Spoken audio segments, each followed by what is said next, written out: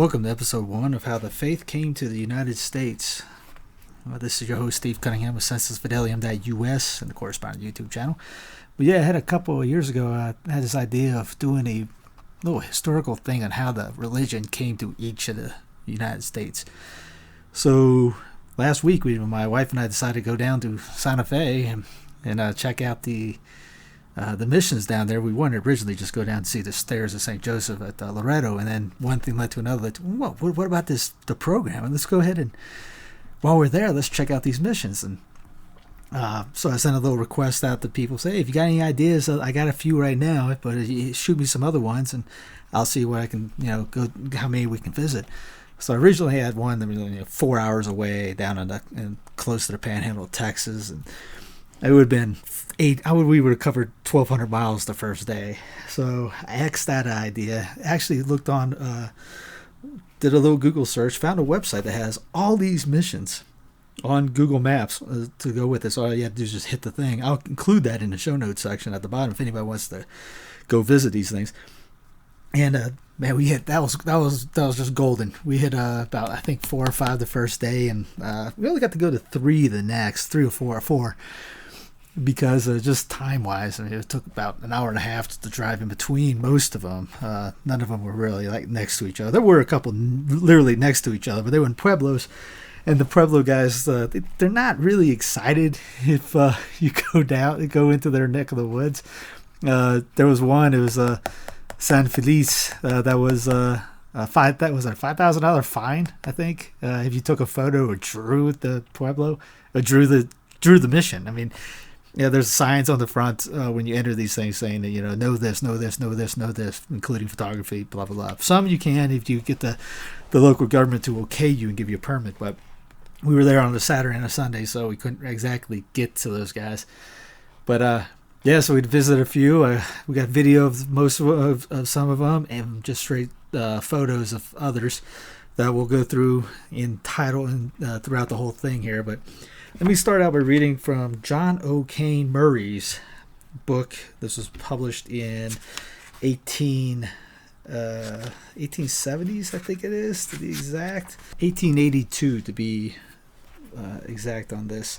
It's a great book. It's very thick. It goes into all the different parts of the United States in total. So I got a few books out here on this. The history of the Catholic missions among the Indian tribes. That was done in I think that was published in the early 1900s.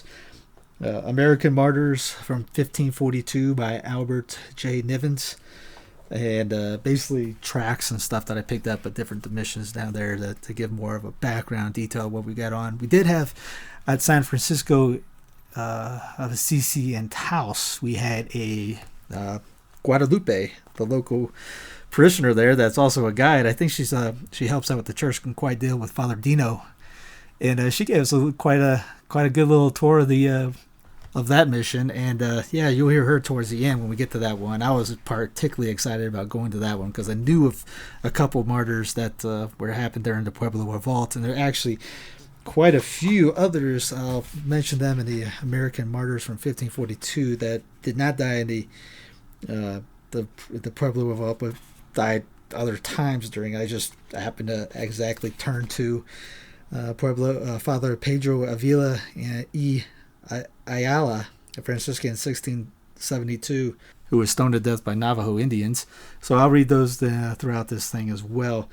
Let me go ahead and read off what John O'Kane Murray mentions about New Mexico, which Father Dino said they named it New Mexico, if this isn't in the book, because they found so much silver there that it reminded them of Mexico, and they thought it was a New Mexico. And if you go see any of these missions, you'll see more of a Spanish architecture art type feeling, and we're that everywhere. It's not as much Mexican; it's more Spanish, and there's a reason for that. More of the Spanish missionaries were there, and more influence happened there than it did in Mexico. So, Mr. O'Murray, New Mexico, after Florida, was the earliest scene of missionary labor in the United States.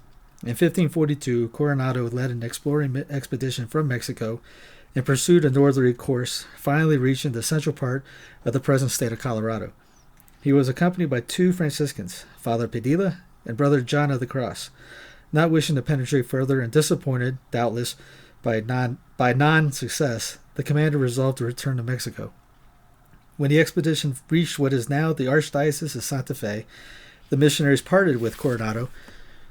They had come to preach the gospel, and like valiant men, they determined then and there to begin the good work. Father Padilla labored in one Indian town, Brother John in another. But the swift arrow and a fatal tomahawk soon finished their heroic careers. Heaven honored them with the martyr's crown, and for the first time the soil of New Mexico was crimson with the blood of the saints. Their happy deaths occurred just 50 years after the discovery of America. New Mexico, it is hoped, will yet erect their monument. I haven't seen them. I don't think there was a monument down there when we went down. The foundation of the city of Santa Fe. Nearly 40 years passed away ere another missionary attempt was made. In 1581, a new mission was erected. 3 more Franciscans bravely met the cruel death which quickly sought them. Espejo, a pious and energetic Spanish nobleman, the same year, at the head of the band of soldiers, explored the country near the headwaters of the Rio Grande, naming it Mexico. Here, in 1582, he founded the present city of Santa Fe, the second oldest in the United States. At once, the Franciscan fathers were actively engaged in the conversion of the Indians. But the work was as difficult as it was dangerous. Small were the results in the beginning. The blood of missionaries flowed in abundance. At length, the dusky savage yielded to the sweet influence of the gospel and the heroism of the black robe. Whole tribes came into the church, and the headwaters of the Rio Grande heard the fierce Indians of the plain chant the Te Deum and the Gloria in Excelsis. Quote, so rapid had been the process of Christianity and civilization in the Rio Grande, writes Dr. Shea, that the Indians there could read and write before the Puritans were established on the shores of New England. That came from the history of the Catholic missions. A singular fact. In connection with the New Mexican missions, I must not omit to mention a singular and supernatural fact which rests on good authority. The Venerable Mother of Jesus, a nun of Ágreda in Spain, is related to have had a mysterious mission among the Indians of New Mexico. This occurred in the first quarter of the 17th century. Quote, the sons of St. Francis, says Reverend Dr. White, were then evangelizing the territory of New Mexico, and Father Benavides, superior of the mission, was applied to by the distant tribe of Indians who had not yet been visited and who wished to be baptized. These Indians stated that they had been instructed in the Christian faith by a lady who frequently visited them and then disappeared without their knowing any further about her.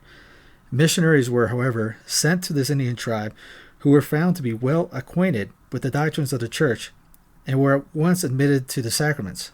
Some years after, Father Benavides, on a visit to Spain, related this circumstance to the general of the Franciscans, who was at once reminded of the supernatural favors accorded to Mary of Ágreda, a nun at the same institute. Upon a careful investigation of the subject, it was discovered that she was perfectly acquainted with all the details of the missionary enterprise among the above-mentioned tribe of Indians. She described the localities, stated the precise day and hour when certain events took place, so that Father Benavides was fully convinced of her having been the chosen instrument in the hands of God for bringing that portion of the Mexican Indians to the knowledge of the Christian religion. However extraordinary such a fact may appear, it is by no means incredible to those who know that the very life and substance of the Christian Church lies in supernatural order. Churches and numerous missions studied the country. The native towns, quote, still remarkable for their particular structure, were decorated with edifices for divine worship and public buildings which superficial travelers in our day ascribe to the everlasting Aztecs, unquote. Yet this great missionary work was accomplished, comparatively speaking, in a few years. True, in the 17th century, the warlike incursions of the pagan Apache and Navajo did much to destroy the spiritual structure raised with so much care. But notwithstanding all the vicissitudes of the 2 centuries, the Indians of New Mexico are yet numerous. A standing monument of the Church's care as a mother, are still devoted, attached to the Catholic faith received by their fathers. And now a little bit from the history of the Catholic missions among the Indian tribes of the United States by John Gilmary Shea, 1824 to 1892. I'll take just a little from the introduction. We already talked about Coronado. We'll start there. No wealth, however, repaid the adventurous Coronado, who penetrated into the bison plains and first saw, as he was the first to make known, the bison, an animal particular to America. Weary at last, he resolved to return. Joyfully as this proposal was received by some of his party, it was a heavy blow to the missionaries, who had hoped to found missions among the newly discovered tribes. Nor were they romantic in their ideas. The New Mexicans are among the mildest of the aboriginals, industrious, and more civilized than any other of our tribes. Their houses were of unburnt bricks, several stories in height, diminishing in size as they ascended. These houses in a town were not like ours apart, but all built at the same time with no intervening spaces and formed a parallelogram, presenting outwardly a wall unbroken by door or window, while the center of the town was an open square. Each story presented a terrace to be reached by ladders, which enabled the owner to mount gradually to the roof where the main entrance was. The lowest story was the kind of stove or vapor bath. These towns still subsist and have been proved in a war a most secure defense. The people raised cotton in abundance, which they spun and wove into cloth. And in dressed skins, the people who were all decently attired. Their fields were productive, their culinary utensils of superior make, and Christianity alone was needed to make them a happy people. For their morals and customs were extremely pure, and their idolatry, simple Sabaeism, the first error of man. Won by their manners, two of the Franciscan missionaries begged to remain. One of these, Father John de Padilla, had once borne the arms of the guise of a soldier, and now, for the cause of Christ, showed no less intrepidity, and determined to begin a mission at the large town of Quivira, which the expedition had just left, and which lay on the west of the Rio Grande. The other, a lay brother, John of the Cross, whom men in other days had called Luis de Escalona, with equal determination, resolved to begin his labors in the neighboring town of Chiquille. Coronado, yielding to their zeal, granted their request, and as he had brought livestock in order to settle in the country, a portion was allotted to each missionary, and some Mexican Indians remained as guides and assistants. Quichille being still before them, Brother John of the Cross was set on with an escort and reached it safely.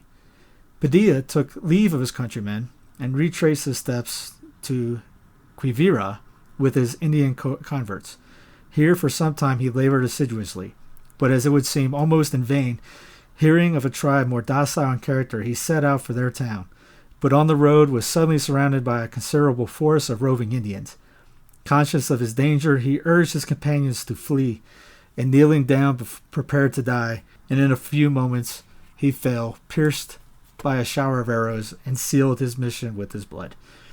His comrades fled down the river, and after many a danger, reached Tampico to announce his martyr triumph. Of brothers John of the Cross and his mission in Chiquihua, the modern Pecos, no tidings were ever obtained, and he too, in all probability, fell a victim of the violence of the natives. How heroic their sacrifice, who, to regenerate and elevate a fallen and a debased race, left themselves entirely at the mercy of savages, renouncing the comfort, security, and honors of civilization for the wants and dangers of a mission life. The territory east of the Rio Grande had meanwhile been the scene of an expedition which, in its pomp and power, its cruelties and its misfortunes, had few parallels in our annals. Like Coronado, the illustrious De Soto sought the mighty kingdom which survivors of the expedition of Narvaez had discovered in the interior of the continent. Confident that he was to find and conquer a New Mexico, he landed in Florida with a splendid array, and with him went missionaries both secular and regular to convert the Indians when the Spanish power was established. There's also a book called A Harvest of Reluctant Souls. It's the history of New Mexico in 1630 by Fray Alonso de Benavides, who we just got done talking about. Another book is The Missions of New Mexico, 1776. It's translated by Eleanor Abrams and Fra Angelico Chavez. We'll use both of these coming up soon, but We'll stick with the first one, also the Pueblo Indian Revolt of 1696 and the Franciscan missions of New Mexico, which we'll get into because that's a huge ordeal that happened. But Fray Alonso de Benavides has a quote in here saying, "It is an admirable thing to see that less than 20 years after the first baptisms began, and in particular 8 years since they began right here, where the harvest of souls has been most abundant, the people seem to have been Christians for 100 years." And in his first explanation entitled "The Nations That Live Along the Road to New Mexico," he everything in this book is basically like a little letters that he wrote describing the areas. He writes, quote, "The kingdom and provinces of New Mexico are situated some 400 leagues to the north of New Mexico City at 37 degrees north latitude. And though that's where the settlements are found, this district actually begins 200 leagues to the south in the valley of Santa Barbara, the last settlement of New Spain. The Rio Conchos divides this more southerly area from the north. Its name comes from the Concha tribe who live along it. From there we go off in search of the Rio del Norte for 100 leagues, over which a man must travel at great risk. This stretch is inhabited by the Bosos, Humares, Tapones, Tomites, Sumas, Janos, and others, all fierce, barbarous, and indomitable people. As they always go about completely naked, without a horse or a sown field in their name, they live on what they can hunt.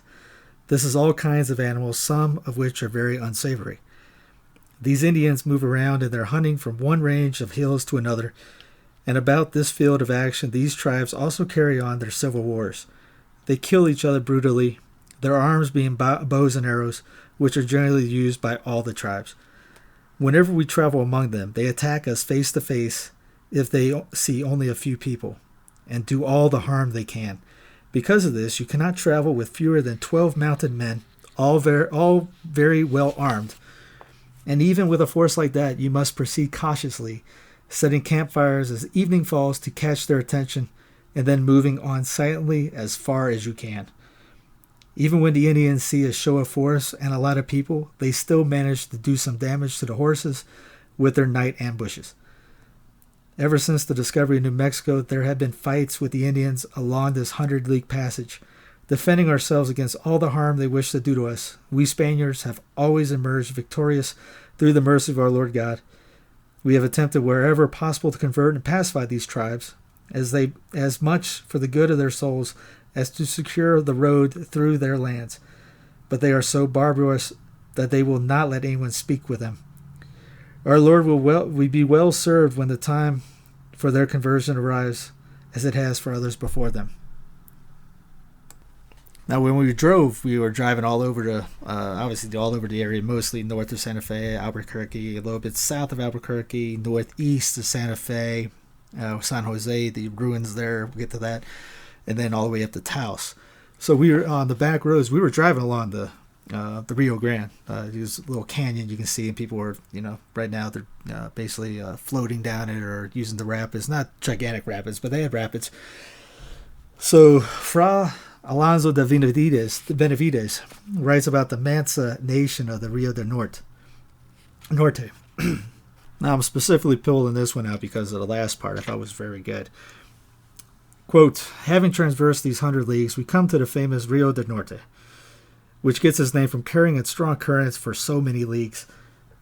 You reach this river 100 leagues before coming to New Mexico, and it is inhabited by a tribe we commonly call the Mansos or Cops. This is because, for some reason, they shave the sides of their heads so that it looks like they are wearing caps. These same people, having learned from the experience of our dogs biting them on several occasions, greet us with war.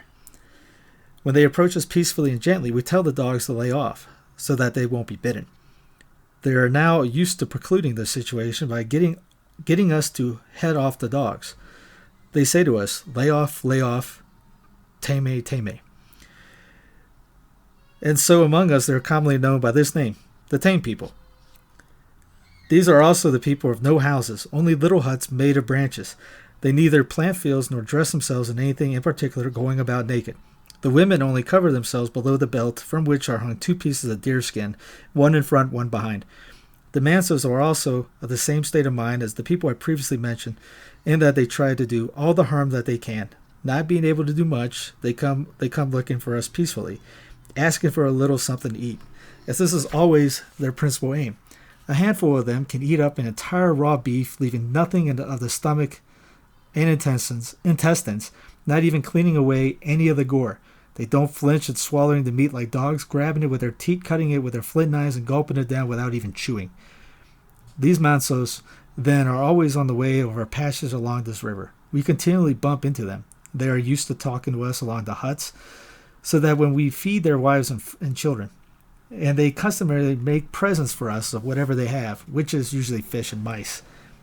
They are well-turned-out people, nicely featured and robust. Every time we ask, they have told me that they would be glad to have their clerics among them who could teach and baptize them, and that this was important to them. In addition to the principal issue, which is the conversion of redeemable souls that are much like our own through the blood of our Lord, we must also cure the way north across 200 hard leagues. In order to convert and confine other neighboring tribes, something that needs to be done, 3 or 4 clerics could be stationed with perhaps 15 or 20 soldiers as escorts. This might help to avoid all the problems that have cost your Majesty so much every time someone undertakes a journey to Mexico. The resulting security would increase the population of the rich mining camps that are scattered all along this road, as well as that of many superb ranch sites with good water and other parcels of very good land. There would be a lot of bustling to and fro along this road each year. This sort of commerce has been desirable for some time, but has not been possible as the road is not secure. Often 5 or 6 years pass in New Mexico with no word at all from Spain. The general supply shipment made in support of the Franciscan priests and churches that your Majesty has attended to with such Catholic zeal is in place and well defined. Must be made punctually every 3 years. Everyone is now accustomed to 5 or 6 year intervals, and the royal officers completely forget us. God only knows what price we will pay for asking for this. The Manso tribe is now very much inclined toward conversion. Every time we have spoken of God with these people, they have heard us with great pleasure. They believe they are going to be burned in hell if they are not baptized. So they tell us that they are much pained by the fact that they do not have priests to teach them like the other tribes, who are regularly taught by clerics. I must tell you what happened to me here. Entering into a little collection of huts of this Manso tribe, I set up a cross about the size of a lance. And I told them, among other things, that it was the sign of God that we Christians all had crosses with us, and that we had them in the towns and houses where we lived. We appealed to the cross for our help in our daily necessities, our sorrows, and our illnesses, and the Holy Cross did indeed help us. And the Indians began to have great faith in the cross, asking it for relief from their ills and touching it. If they had faith, it would cure them. Then those of them approaching the cross on their knees to touch it and kiss it, as they had seen me doing, were something to see.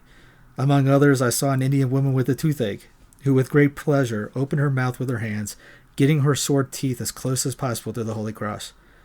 Another woman with childbirth pains and the same deep faith arrived, placing her belly close to the Holy Cross. And although I had no interpreter who could ask about the effects of this, I had great faith of that our Divine Majesty can indeed work his marvels in a place like that, confirming the promise of his holy word. He knows when the appointed hour will come to this nation. I console myself now by simply looking for the form it might take.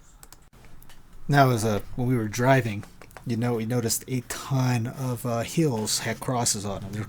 Especially if you drive the back roads, you'll see little crosses put on the hilltops of area. It was really cool to see. Took a couple photos. See if I'll put one up. I think there's one up right now. Anyways, it's not just one or two. It's literally, dozens and dozens of crosses that you see. I mean, we didn't drive the entire state, so there might be a lot more. Fray Alonso goes on. He talks about the rights of these heathens. And quote, "These are the settlements that we have converted and baptized in this region, which we call New Mexico. From San Antonio, the first pueblo in the Piro province, up the Rio del Norte to the pueblo of San Jeronimo de los Tayos. The district runs of some 100 leagues." I tried to get to that one in Taos, but we didn't have enough time. Back to him. "The pueblos lie on one side or the other of the river, with some of them offset about 7 or 8 leagues up the streams. All of these together have just under 80,000 souls. All these people and their tribes are divided into 2 factions of warriors and sorcerers. The warriors have attempted to bring everyone under their command and authority in opposition to the sorcerers. And the sorcerers have tried to sway everyone to their side, making it rain, preparing the land for good seeding, and doing other things that the warriors jeered at. Because of all this, there were continuous civil wars among the people, so bad that they killed each other and laid waste to entire pueblos. The devil, of course, had his usual harvest. Their religion, although not formally idolatry, was almost just that.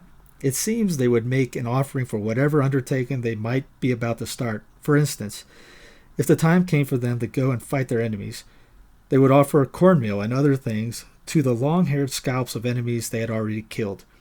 If they were about to go hunting, they would offer cornmeal to the heads of rabbits, deer, jackrabbits, and other dead animals. If they were about to go fishing, they would make an offering to the river. The women who wanted men to crave them would go out into the countryside, fat and fine, and raise up a rock or a long stick on the top of the hill. They would offer up cornmeal, and for 8 days, or as long as they could, they would eat nothing. This sort of thing certainly upset their stomachs and provoked them into vomiting.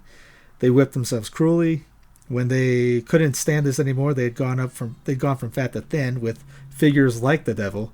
They would saunter up confidently to the first man they saw and get him excited. The man would give them blankets, which was their principal aim. But this worship of sticks and stones is in no way reverential. It doesn't bother anyone that they might be stepped on or spat on. The women simply set them up as part of a little ceremony. To elect a man a captain, everyone gets together in a plaza. They tie the candidate naked to a post, and everyone lashes him with cruel thistles. Imagine someone doing that to politicians there. Afterward, they entertain him with farces and other playfulness. And if in the face of all this he keeps his composure, doesn't cry or make faces at one man or laugh at another, they will confirm him as a courageous captain. In this way, of course, the devil tricks them all into his service with 1,000 kinds of superstition. These people have always had a government and been a republic. The elders customarily meet with the primary captain to confer with each other and discuss matters of common interest. After they reach the conclusion of some issue, the primary captain goes out to proclaim the new orders about the town. To the present day, the announcement of what course of action a pueblo will take is seen as an act of great authority on the part of primary captains. How well they will take the Christian practices. Today, to the honor and glory of our Lord God, and thanks to the kind care which we clerics have exercised with the Indians, they are well taught in the doctrines of the church and are Christians. When we ring the bell for masses, they all come as well scrubbed and neat as they can be. They enter the church to pray as though they had been Christians forever, and the young boys and girls, who morning and afternoon always come to catechism, apply themselves without exception and with the greatest care. The choir members, who go from church to church each week, sing punctually every day at early morning mass, high mass, and vespers. All these people make their confessions in their own tongues. They ready themselves for confession by studying their own sins, bringing them along recorded on a series of knotted strings. They submit themselves with notable deference and affection to the priests who minister to them. One of them will barely fall ill before he comes to see a priest or sends for him, as it appears that these people that only by visiting a priest they will gain their health. If their illness worsens, they confess and prepare to die. This sort of thing is a continuous occupation of the friars, curing illnesses and supplying all necessities. Because of this, the Indians have developed a notable affection for them. They have taken to the friars with a remarkable love and fondness, and all the friaries and churches that they have built will indeed testify. Saying this will seem a bit of an exaggeration, as the churches and their friaries are so sumptuous and distinctive, but the women have built everything by themselves, assisted by the church schoolboys and girls. You see, among these nations, women build the walls, and the men spin and weave their blankets, go to war, and go hunting. If we oblige some man to build a wall, he will run away from the job, and the women will laugh. In this way, more than 50 churches have been constructed with amazing ceilings, ornately carved with filigree patterns, and with handsomely painted walls. This is possible because of the marvelous mountains abounding in all kinds of wood. And due to the great diligence that we clerics have exercised in teaching the Indians of this missionary in this missionary area, there are skilled carpenters and craftsmen in other trades. These people have been well trained in everything, particularly in matters of faith and Christianity. It is an admirable thing to see that less than 20 years after the first baptism began, and particularly 8 years since they begun here, where the harvest of souls has been the most abundant, the people have seemed to be Christians for 100 years.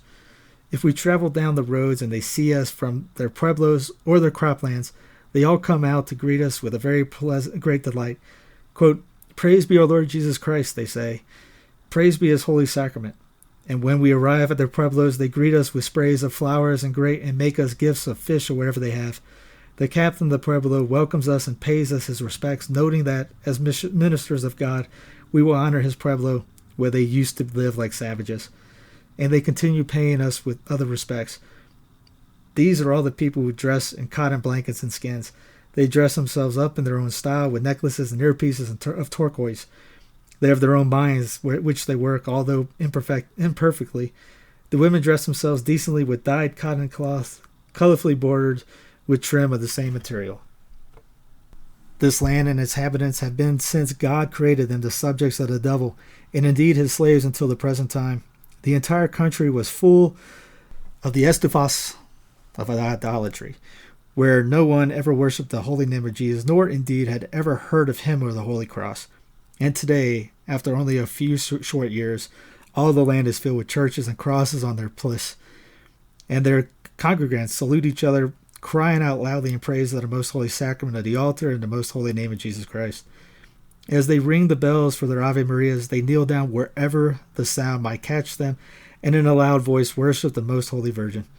They offer up heartily the 3 customary Ave Marias, and they do the same when they hear the prayer for souls, praying the Pater Noster and the Ave Maria. It is a land in which it seems that the devil corrupts the very breezes and makes the place uninhabitable. Today the air is quite changed and peaceable, as our most holy sacrament has passed through it uncovered during our processions. It seems that God has chosen some very poor ministers to take this change and transformation in the sons of my father, St. Francis. Although here it is clearly evident that God is the author and primary mover of all things, and for that we give him our infinite thanks. We also owe thanks to your majesty, because without your royal assistance we could never have been able to defray such expenses. Your majesty should bask in the glory of having been the source of all this transformation. Your majesty should also enjoy the fruits of all these conversions, in which we have snatched so many thousands of souls from the claws of the devil. Nothing but a miracle can explain it. God has left the entire business to your majesty, so that by use of your quite Catholic means and your royal monies, you might enjoy a great number of spiritual and temporal treasures. As the Indians show a great deal of interest, we teach them to commend your majesty to God. We make so many expenditures on their behalf to sustain so many ministers and churches, and you do it all as a matter of course. We friars, as your affectionate sworn vassals and chaplains in the most remote of your kingdoms, never stop commending your majesty to God, neither in our masses nor in our private prayers. And in that primitive church where our Lord works such great wonders in everything and for everything, may the honor and glory go to our Lord God. He also talks about just you heard about the land when he talks about the climate. He has a chapter on here called The Rigorous Climate. He goes, quote, "The climate is given to extremes. Winter is most rigorous, with many snows, much ice, and cold spells that cause all the rivers, salt marshes, and even the Rio del Norte to freeze. These waters are frozen so hard that loaded carts can pass over them, as well as great mobs of livestock running at top speed. It's just as though the surface were hard earth. It is with great effort that we friars cross these rivers to minister to our pueblos. As the rivers stay frozen, their surfaces resemble slick, mirror-like crystal, which on foot or on horseback lends itself to very hard falls. The remedy to this is to throw dirt on the surface of the ice so that your feet will stick to it and be steadied. But we can't find any because everything is so frozen. It is so cold that, to dig out a grave in the church, you must first build a fire on top of the ground to thaw it. You cannot chip it even with iron bars. It is enough to mention that, as we are saying Mass, we have 2 braziers going on each side of the chalice. Even with that, and the warmth of so many people in the church, the wine freezes on us. And so it is that every winter, many Indians freeze out in the countryside. Many Spaniards freeze their ears, feet, and hands. On the other side of the coin, summer is more intolerable in its heat and winter than winter is in its cold. And so it seems that in some of these provinces more than others, there is sometimes nothing to be cheerful about. Now, the first stop we went to was San Jose de Jémez Mission Church. I got this is coming from the trail guide pamphlet that you can pick up. It gives a little historical background on it. At Jémez historical site, you can learn about the culture of the people of Gíusewa and the role the Franciscan mission played in the colonization of New Mexico, the Pueblo Revolt of 1680, and New Mexico as we know it today. This is one of the best preserved sites you will see in the American Southwest. It gives a little description of the Gíusewa people. Basically, they were, Gíusewa is an ancestral 14th century village of the present-day Jémez Pueblo, a sovereign nation of 3,400 members, about 60% of whom live on tribal land. Its full name, Gíusewa, is the Jémez word that translates to, quote, village by the sulfur, a reference to the multitudes of hot springs in the area. For hundreds of years, Gíusewa and other villages in the region were home to the people who called themselves the Hamish, which the Spanish interpret as Jémez. The villagers of Gíusewa raised corn, squash, and beans in addition to hunting game and collecting herbs. In the winter of 1540-41, Francisco Vasquez de Coronado and his entourage of 400 Spaniards, at least 1,500 Native American allies, 4 Franciscan friars, and a dozen African slaves overtook the Tiwa village Quayua, now Coronado Historic Site, about 40 miles to the southeast. We actually drove by this. We didn't go into it. I should have. I didn't read this at the time. So I know exactly where this is. And camped nearby for the winter. From there, Coronado sent an exploration party under the direction of Captain Francisco de Bernuevo, who reported visiting Gíusewa. In 1598, Don Juan de Onete led Spanish settlers to colonize and Christianize New Mexico. The first missionary assigned to Gíusewa was Fray Alonso de Lugo, who constructed a small church here around 1598. The large ruins that stand today, the whole thing is now just ruins, are the remains of the San Jose de los Jémez mission. Fra Geronimo Zarate Samaron designed it in the winter of 1621-1622, and the Jémez people living at Gíusewa built it of local materials. Note that the walls throughout the site are of stone, and in some places they are about 7 feet thick. Before the arrival of the Spanish, the villagers of Gíusewa had conducted their religious ceremonies in underground kivas. Here they performed rituals that revered spiritual beings and asked for blessings of sun, rain, fertile crops, and healthy families. Though we have limited written records of San Jose de los Jémez mission specifically, once Samaron expanded the mission and built a massive church, it is likely that the people of Gíusewa attended Mass 3 times per day, as was custom at other missions. Jémez people also learned reading and writing. In European crafts, the Spanish brought innovations such as new farming techniques, domestic animals, fruit trees, and iron tools. Though the Spanish invested a substantial effort in this mission, it was only in use for about 20 years. Franciscans abandoned their mission in 1640 when Spanish authorities chose to concentrate their efforts on a more easily accessible neighboring mission at Walatowa. I can understand that because it took an hour and 45 minutes to get from Santa Fe to here in vehicle.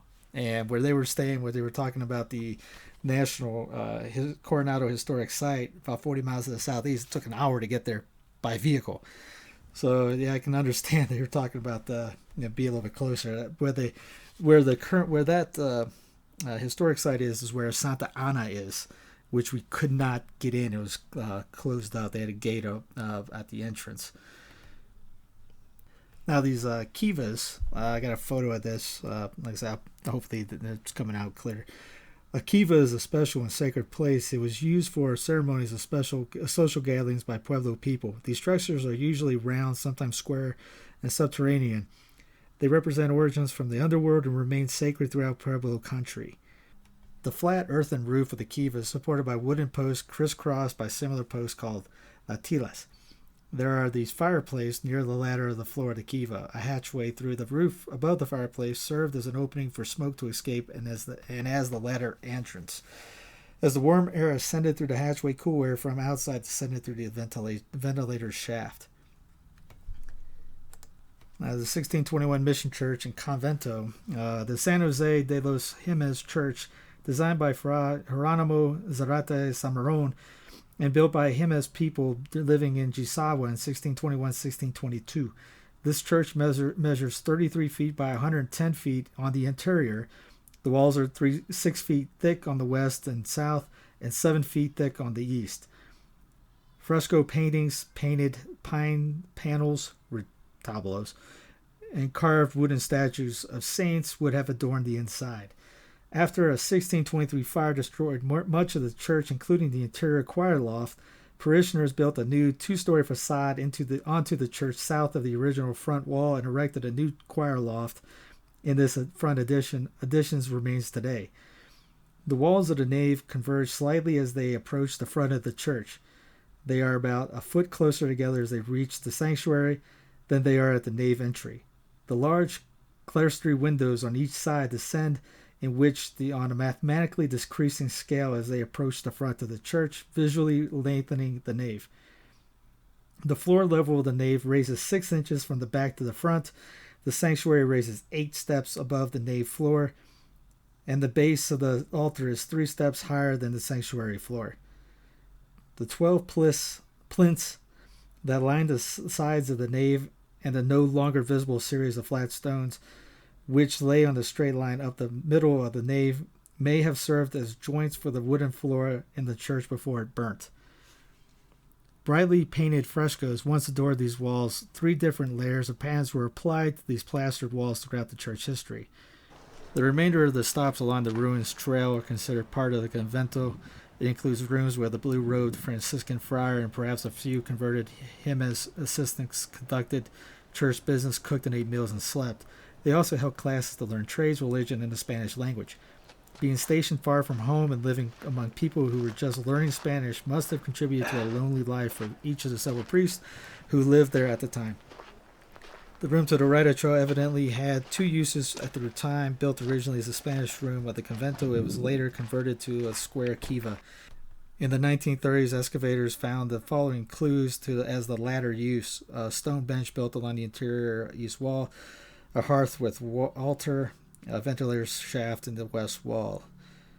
Why and when the room remodeled? One explanation is that the people of Jaysawa reestablished their ancient religious traditions after the Spanish clergy had departed there during the Pueblo Revolt in 1680, transformed into their own purposes in the last years of the 17th century.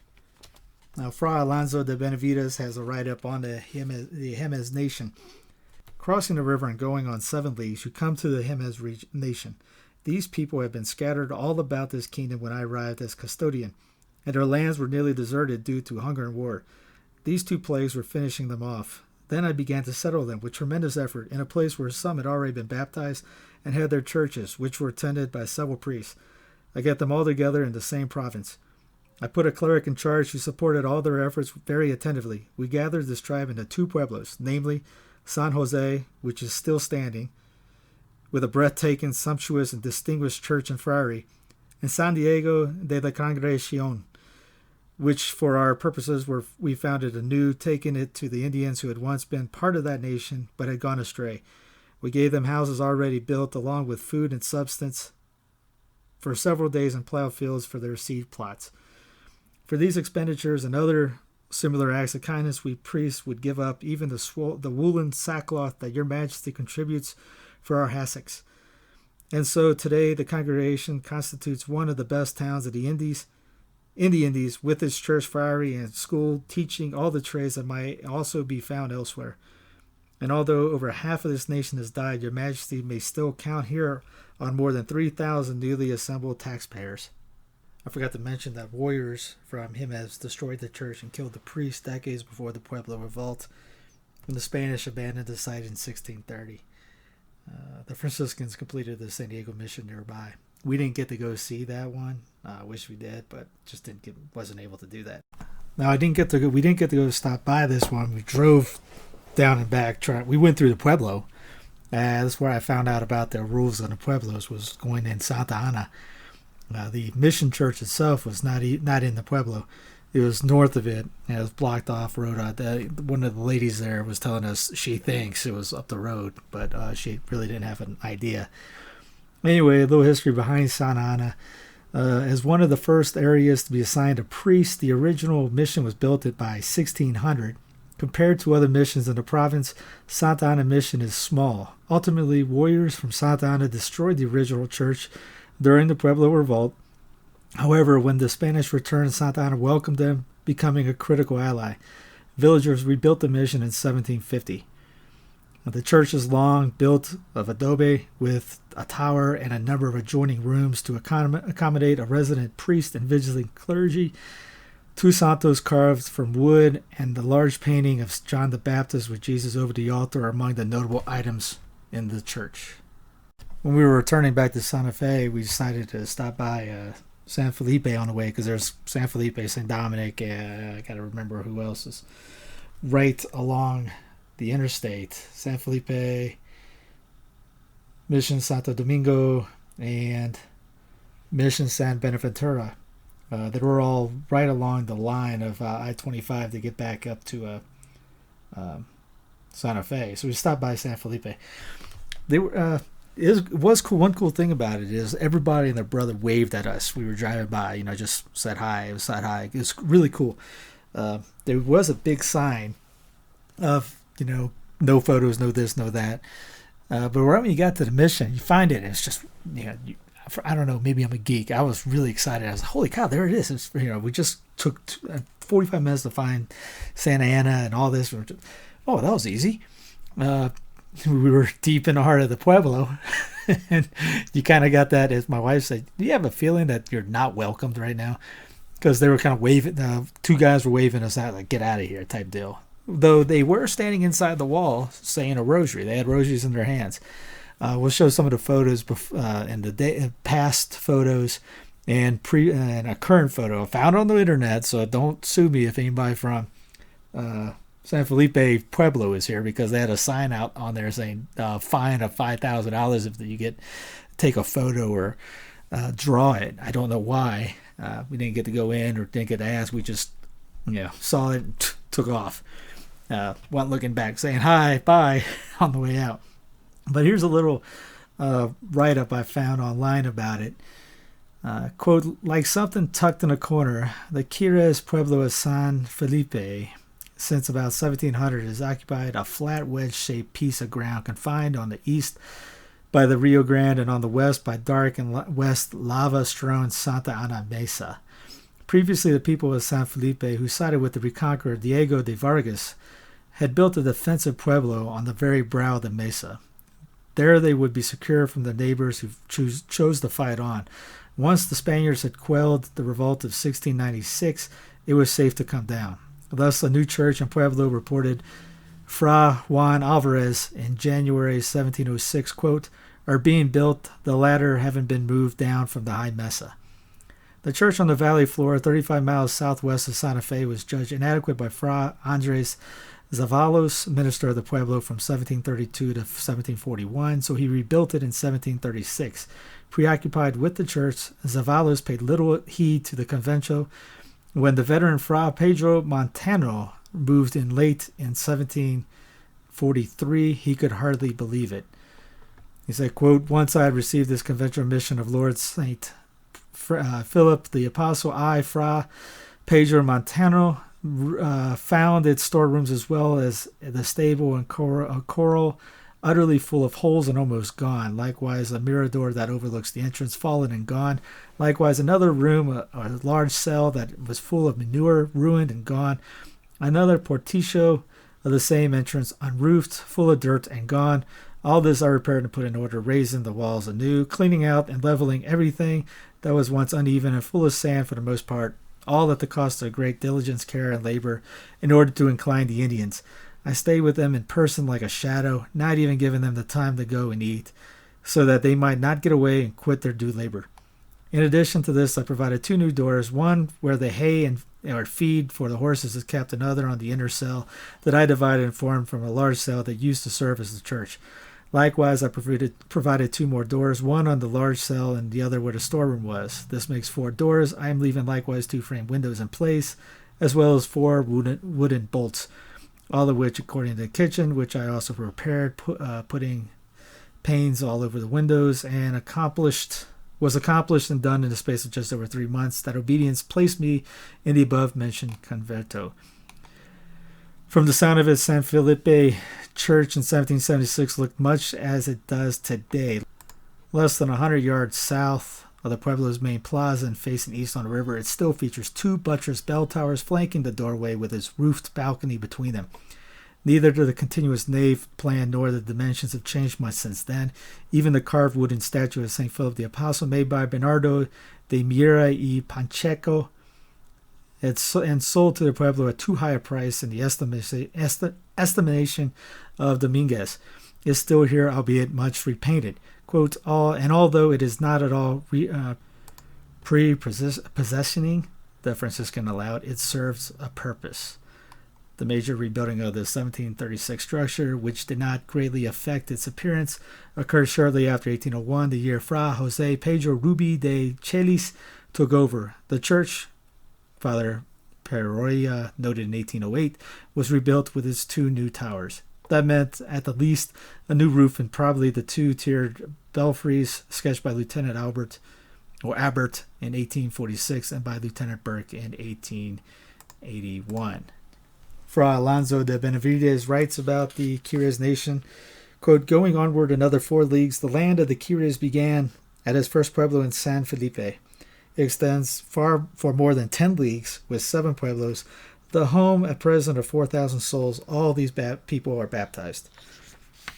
There are 3 friaries with their very costly churches, each distinct and next to each other, of course, in its own town.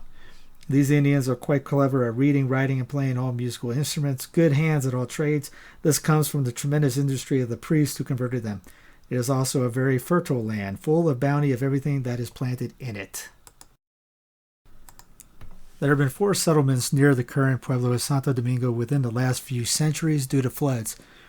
Jipoy was about 2 miles east of the current Pueblo. It was the second Pueblo that named to exist on that site. The Galisto River flooded in 1591 and washed away the prior Pueblo. Spanish conquistador Juan de Anata founded the monastery of Nuestra Señora de la Ascensión in 1598, and Gaspar Castaño de Sosa rechristened the village Santo Domingo when he stopped there in 1591. The layout of Santo Domingo was different from other pueblos in the area. Instead of a central plaza, Santo Domingo was, and still is, laid out in parallel blocks. The pueblo consists of 6 large dwellings. 2 are located below the right corner of the newer church, facing east, with 4 facing south, with the church and convent in the backyard. Flooding wiped out Jipuy in the mission of 1605. This became the recurring theme. Villagers rebuilt the mission quickly, completing the new church in 1607 under the direction of Juan de Escalona. Santo Domingo became the ecclesiastical headquarters of the province in 1619. Tension between the church and the Spanish administration had a ripple effect across the province. Church and state didn't cooperate with each other. Both exploited the labor of the indigenous population for profit. Church authorities were so powerful in Santo Domingo that the friars took over military matters. They constructed fortifications and stored munitions within the convento. It wasn't uncommon for missions to serve as a place of worship and as sanctuary. Comanche, Utes, and Apache raiders attacked regularly. Like the rest of the Caribbean-speaking pueblos, things didn't go well for the priests when the Pueblo Revolt broke out in August 10, 1680. Villagers killed 3 priests within 2 days of the revolt starting. Governor Antonio Otterman and his party of refugees passed through Santo Domingo as they fled from Santa Fe to El Paso. They checked the church, hoping to find the resident priest. The doors were locked. They broke in and discovered a mound in the middle of the nave.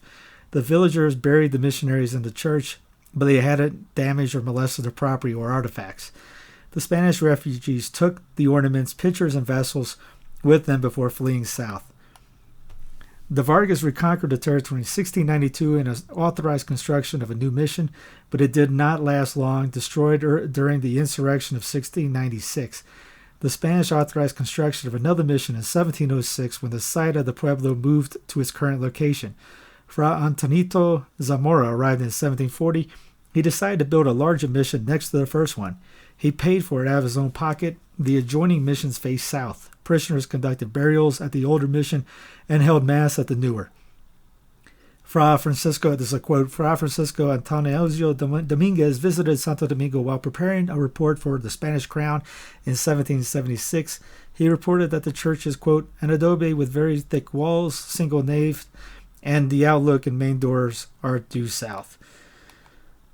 Both churches were northwest of the Pueblo near the Rio Grande. The river channel shifted gradually, moving closer to the missions until they were on the river bank. Villagers repaired the missions constantly. Flooding was a perpetual problem.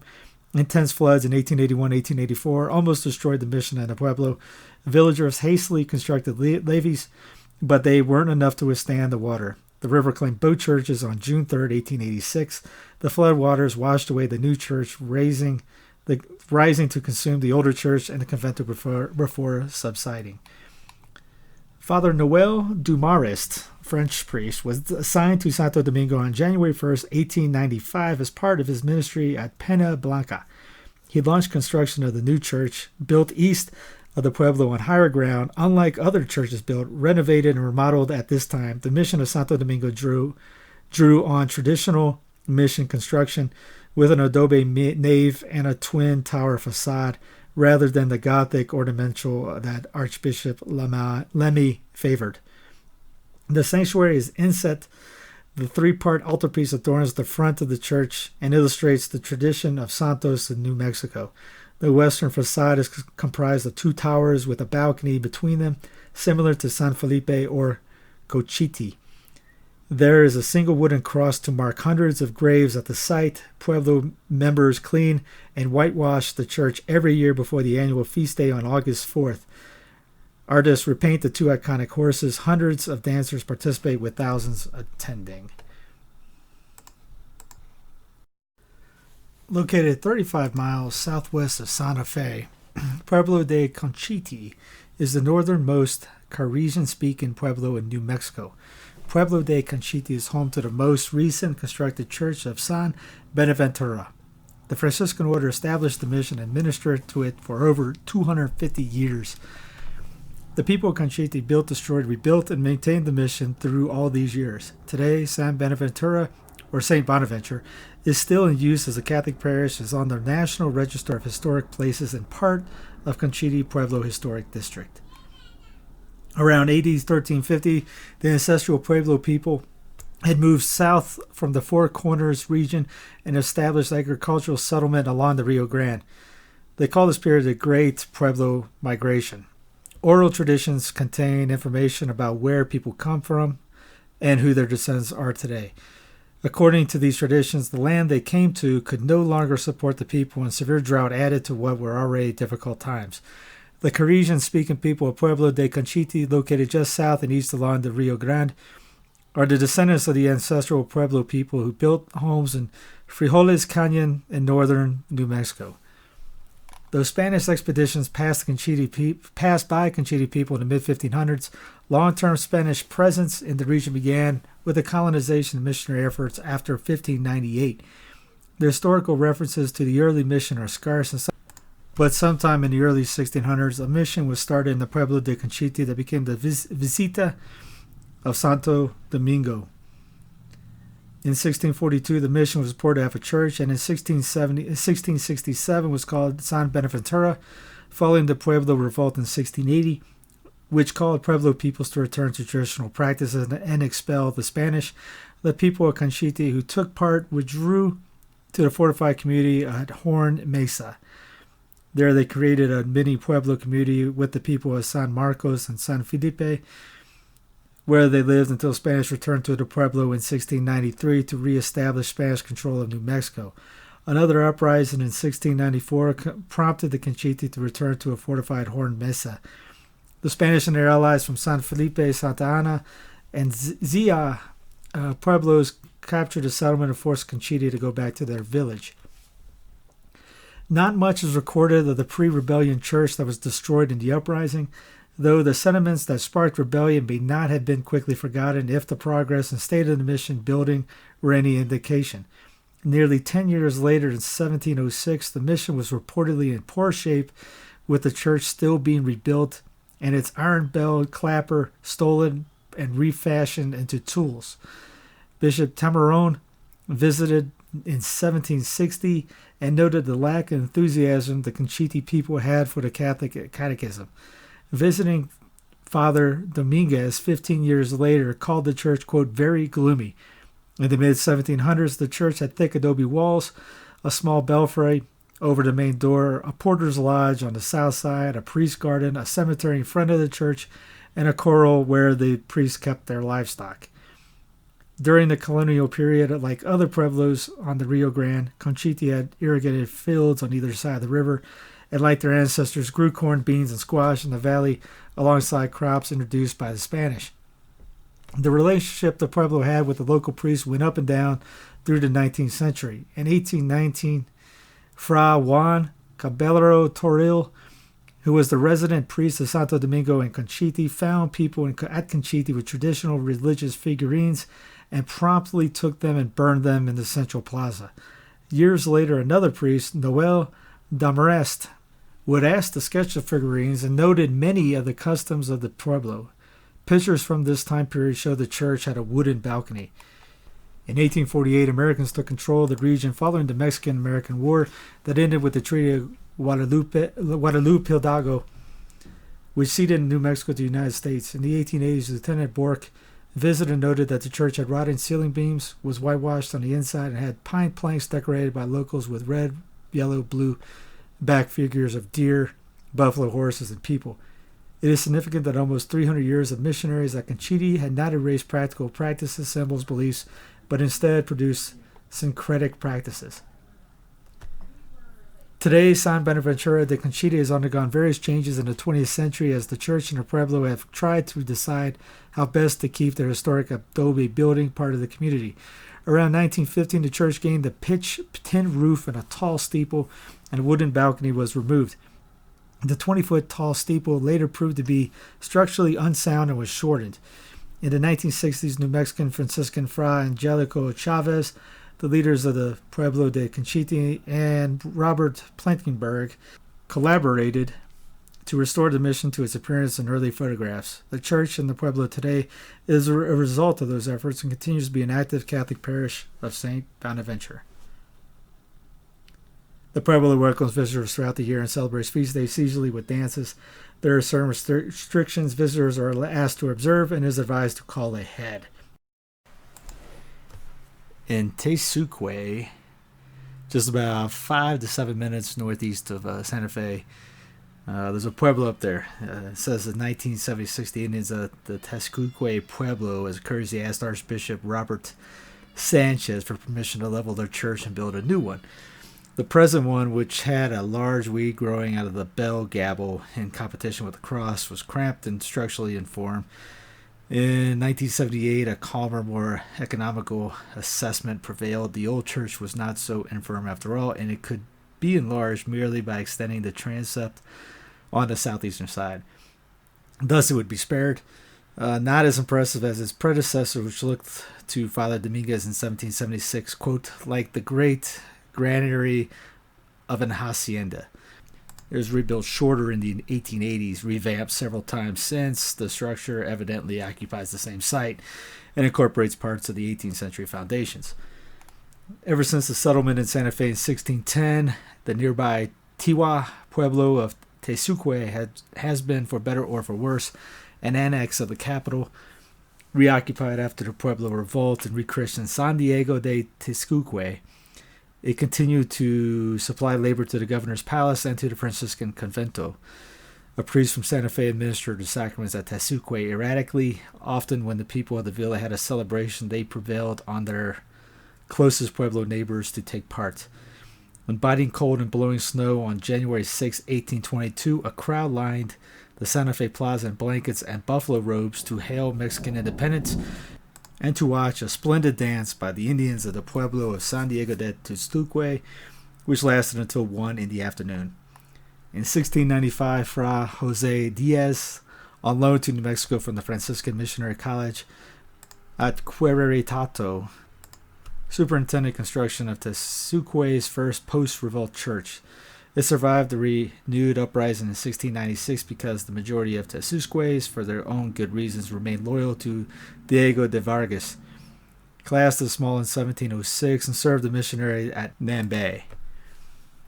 This church had deteriorated badly by 1745 when Fray Francisco de la Concepcion González, a luckless Spaniard from Santander, had to rebuild it. The project did not go well. While serving as minister at Santa Fe, González had displeased the volatile Governor Gaspar Domingo de Mendoza and his associates by accusing the Franciscan of complicity with the plot of the naturalized Frenchman to incite Tesuque Indians. They sought his, quote, total ruin, discredit, and expulsion. In 1744, Fra Francisco had gone to Mexico City to defend himself. He had won acquittal. Reassigned to Nambe late that year, he volunteered to minister to Tesuque as well. There, his rebuilding of the church brought down on him the wrath of another governor. To hear Fra Pedro Esquire tell it, Governor Juan Domingo de Bestamente was a blaspheming, corrupt, despotic, immoral ogre. Testifying in 1731 at the Residencia, or judicial review of the long-term governor's administration, Esquire vented his spleen. In defense of Bustamante, his partisans pointed out the man's good deeds. He had, after all, and entirely at his own expense, built the fine new church at the mission of San Francisco de Nambe. The dated choir loft beam, noted by Father Dominguez in 1776, was there to prove it. The dedication in 1725 had been a day to remember with, quote, comedies, laudatory speeches, and Indian dances.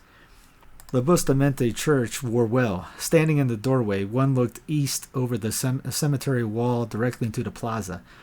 Because it was neither falling down nor being re-roofed in 1760, Bishop Tamarone commented instead on the plague of bedbugs at Nambe. Dominguez was uncomplimentary but graphic. The two, quote, monstrous adobe wings and pediment surmounting the facade rose, quote, like the peaks of a beretta. The two high windows on the gospel side were, quote, so ill-made they looked like holes. The long single-nave interior, some 25 by 96 feet, with bare earth floor, quote, ugly wall painting, quote, like tapestry behind the main altar, and, quote, hideous adobe tables for side altars gave the impression of, quote, a dark wine cellar. Fra Diego Martinez Ramirez de Arellano, serving his second ministry at Nambe between 1804 and 1809, listed some items acquired since Dominguez's time, including a ceiling-high wooden altar screen, two smaller side altar screens, and a painting by Bernardo de Miera y Pacheco of the Blessed Virgin in her Immaculate Conception. Both the church and the convento projecting from its left side were showing signs of age. The former, said Martinez in 1806, was, quote, all cracked, although repaired at best, as has been possible. And the latter, quote, very deteriorated, although large enough for the religious or minister who attends the mission. About the convento, he had been more specific the year before. Later on, Nambe almost died. Its population dropped from the 50 families of 1776 to, quote, 6 or 7. The causes were several: continued encroachment on Pueblo lands by local Hispanos, intermarriage with outsiders, disease, factionalism, an unusual rash of executions for witchcraft, particularly during the 1850s and 1860s. As more and more houses fell into ruin, leaving wide gaps in the once close-built two-story rectangle, the place looked less and less like a pueblo. Yet the church stood. By 1881, when Lieutenant Bourke sketched it, the balcony railing was gone, but otherwise it had changed little. Inside, in 1885, someone crudely overpainted the main altar screen with bright colors that greatly offended Judge Prince, who wrote down his impression of the old building, quote, shortly before its downfall. He denounced, quote, the spirit of modern improvement that had caused the Indians to consider a wooden floor. As for the garnished altar screen, he hoped that time would, quote, tone down the general effect to something more appropriate in the dim religious light. Now, the Tiwa nation that Fray Alonso de Benavides writes about, remember this is history of New Mexico in the 1630s, so this was before the Pueblo Revolt. There's a reason why we're getting into this one. Proceeding west towards the Rio de Norte, which we have left previously, the Tiwa nation begins. This province goes on for some 11 or 12 leagues through 8 pueblos, in which there are now 6,000 souls. This nation was the first of its kingdom to be baptized, which is something the people put a lot of stock in. They are great friends of the Spaniards, whom they serve with more than ordinary attention, and they accompany the Spaniards in all their wars.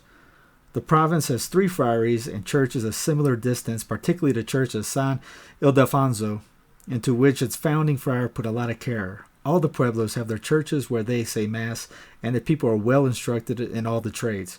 It is a very fertile land because a priest has set up irrigation works to water the planted fields. There is also a great deal of fish in the Rio de Norte, which passes through it. Charles Fletcher Loomis, that weary, indomitable little wayfarer of the 1880s, enjoyed himself thoroughly at San Ildefonso. 20 miles northwest of Santa Fe, a morning's walk for Loomis. This was not, he allowed, one of the larger pueblos, quote, having but 200 or 300 people. It is built in a rambling square of 2-story terrace adobes around the plaza and its ancient cottonwoods. The old church and its ruined convent, monuments to the zeal of the heroic Spanish missionaries, those in the western end of the square, forgetful of the bloody scenes they have witnessed. Here, the first pioneers of Christianity were poisoned by their savage flock. And here, in the Red Pueblo Rebellion of 1680, 3 latter priests were roasted in the burning church. But all that is past. Just as well, if Loomis had the facts of his story jumbled, the spirit was true enough. The Tiwas of San Ildefonso indeed had brought down not 1, but 2 churches, the first in 1680 and the second in 1696. They had martyred a priest and a lay brother on the first occasion, and they had asphyxiated, or roasted, if not roasted, 2 more missionaries on the second, their own Fra Francisco Corvera and visiting Fra Antonio Moreno from Nambe. Diego de Vargas found the bodies 4 days later. An entry in his campaign journal dated June 8th, 1696 recorded their burial. Quote, I had the Pecos Indians and the soldiers cover them with a wall and adobes the rebels had torn down from the church itself for the reason that they could not be moved because they were whole. The fire had not burned them, but rather the smoke and heat suffocated them because the enemy Indians had cut off the ventilation. 80 years later, Father Dominguez found in the sacristy of a subsequent church in San Ildefonso a piece of paper in a little black frame. It supplied the information he might have expected to find on a dated beam. Church and convento had been, quote, built and founded by Fra Juan de Tego and dedicated June 3rd, 1711. They face south outside the western block of houses. Definitely not an integral part of the pueblo. Fra Juan had come here in 1701, just 5 years after the execution of Fathers Carvera and Moreno. He stayed a quarter of a century, a most singular record in post-revolt New Mexico, where missionaries, like the swallows, transferred almost with the seasons. San Ildefonso Pueblo constructed one of the first missions in the province. The community became the epicenter of Franciscan activity in northern New Mexico. The estimated completion date of the first missions varies from the late 1590s to 1617. Pueblo warriors destroyed the original structure and killed the resident priests at the altar during the Pueblo Revolt of 1680. The Pueblo rebuilt the church just north of the original location in 1706. They remodeled it in 1905 and 1969. They do accept visitors, by the way, from 8 to 5 p.m. You just got to call them up. The Franciscan missionary Francisco de Zamora arrived with Onate's 1598 expedition to settle what would become northern New Mexico. He was assigned generally to Taos and Picores pueblos, which was not given a designated mission until 1621. He did build a small chapel in Picores in 1620, dedicated to patron San Lorenzo. Spanish missionary efforts never really got off the ground. The Spanish deemed the inhabitants uncooperative and stubborn, but in reality may have just been a lack of interest. Fra Martin de Arvide arrived in 1621 to the Pueblo, which already had a reputation of being resistant to conversion. By 1629, the church and convento were reported to have been built and in use. During the 1600s, tensions remained high between Spanish and native peoples throughout the Southwest. The conflicts grew out of the Pueblo people's experiences of religious oppression and economic hardships, as well as Spanish internal conflicts between church and secular authorities. In 1680, many villages, including Picuris, took part in the large Pueblo Revolt in 1680, a coordinated uprising of many pueblos throughout the region. At the time, an estimated 3,000 people were reported living there and in support of the revolt. Picuris sent several hundred men to reinforce their Taos and Apache allies in the siege of Santa Fe. The rebellion resulted in the death of several hundred Franciscans, the destruction of many churches, and the death or banishment from Pueblo towns of many Spanish residents. The Spanish did not return successfully until 1692, when the Spanish and allies from other pueblos regained the precarious control of Taos and Picuris. The people of Picuris rose up again in 1696 with other northern pueblos. The bid was unsuccessful, and fearing retribution from the Spanish and their allies, the people of Picuris fled the Pueblo. Some went to other pueblos nearby. Many sought refuge among their connections on the high plains. In 1769, a large Comanche party attacked Mission San Lorenzo and sacked the mission, which was located outside the Pueblo and was relatively unprotected. Afterward, the mission was moved much closer to the Pueblo. When Father Visitor Dominguez visited in 1776, the building was still under construction. The Pueblo Indians built the missions throughout New Mexico, but construction often took years because it generally took place during the periods between harvesting and planting. The result was a small 3-room convento and a church with a choir loft and transept. Today, the Pueblo welcomes visitors and is home to a variety of artisans. In particular, the Pueblo is known for its sparkling pottery, whose unique subtle glitter is a product of local clays mixed with flakes of mica. The major feast day of the Pueblo is the Feast of St. Lawrence on August 10th, when the community holds its sunset dances. In addition to exploring the old mission church, visitors can enjoy the Picuris Pueblo Museum, a self-guided tour of the archaeological sites, and trout fishing at Puna Lake. Here's an account by Fray Alonso de Benavides. Returning then to the Tiwa country that we left to visit the Jémez, and going upriver 10 leagues, we come to the Pueblo of the Picuris people. Here there are 2,000 souls now baptized in a rectory and a church where people are well taught and instructed in the faith. These people have been the most indomitable and treacherous of the entire kingdom, and some of the clerics have suffered a great deal because of this. The Picuris have struck them and otherwise treated them badly in their hatred of our Holy Catholic faith. The friars enduring this deserve a great deal of credit. Several times the Indians have wanted to kill the priests who have currently ministered to them, and it is only our Lord who has delivered him from their hands. Once going out to seize and kill him on the road, they broke out in a cold sweat in his presence and trembled with fear. And another time, when they came in to grab him, he became invisible, and they were greatly confounded. Today, God be praised, they are quite peaceful and well instructed in their catechisms. Although these Indians belong to the Tiwa nation, they are on their own, and they are separated from the rest of the Tiwa people. They have quite a fertile country and produce great fruit in great abundance in very little time. There's a great deal of water here and various streams, and trout in them, and mines with fine garnets in them, and no one around with the will to work them. Now, when we were traveling up to Taos to see San Francisco de Assisi in the Taos region, we passed right by Santa Cruz de la Canada. Yeah, here's a little background of that. Diego de Vargas himself founded the Villa Nueva de Santa Cruz de la Canada, upriver New Mexico's second formal municipality. The location, a fertile region about 20 miles north of Santa Fe, was particularly desirable. Spaniards had farmed and run stock here before the revolt in 1680. Afterwards, Tano Indians moved in, but Vargas, basing his claim on prior Spanish occupation, relocated the Tanos, and on April 22, 1696, with due pomp and flourish, put some 60 families of settlers in possession. He also gave them a chapel the Indians had built. It would serve, he said, until they rebuilt their church.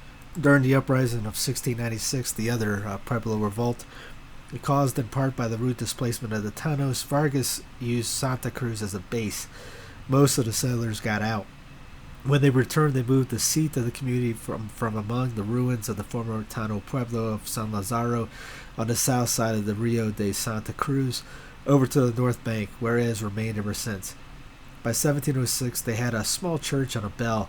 Here in 1730, Bishop Benito Crespo of Durango, the first bishop to set foot in the colony, noted that the church had been, quote, built at the expense of its Spanish citizens.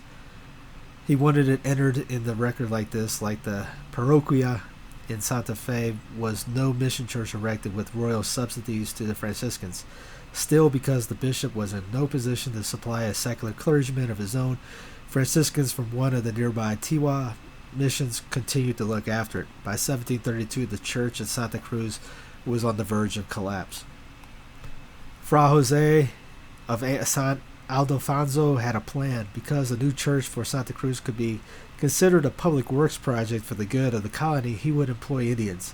First, he had to have the approval of the governor, and the governor balked. The friar had made no provisions for funds or materials, and he had not secured a building permit from New Mexico through proper channels.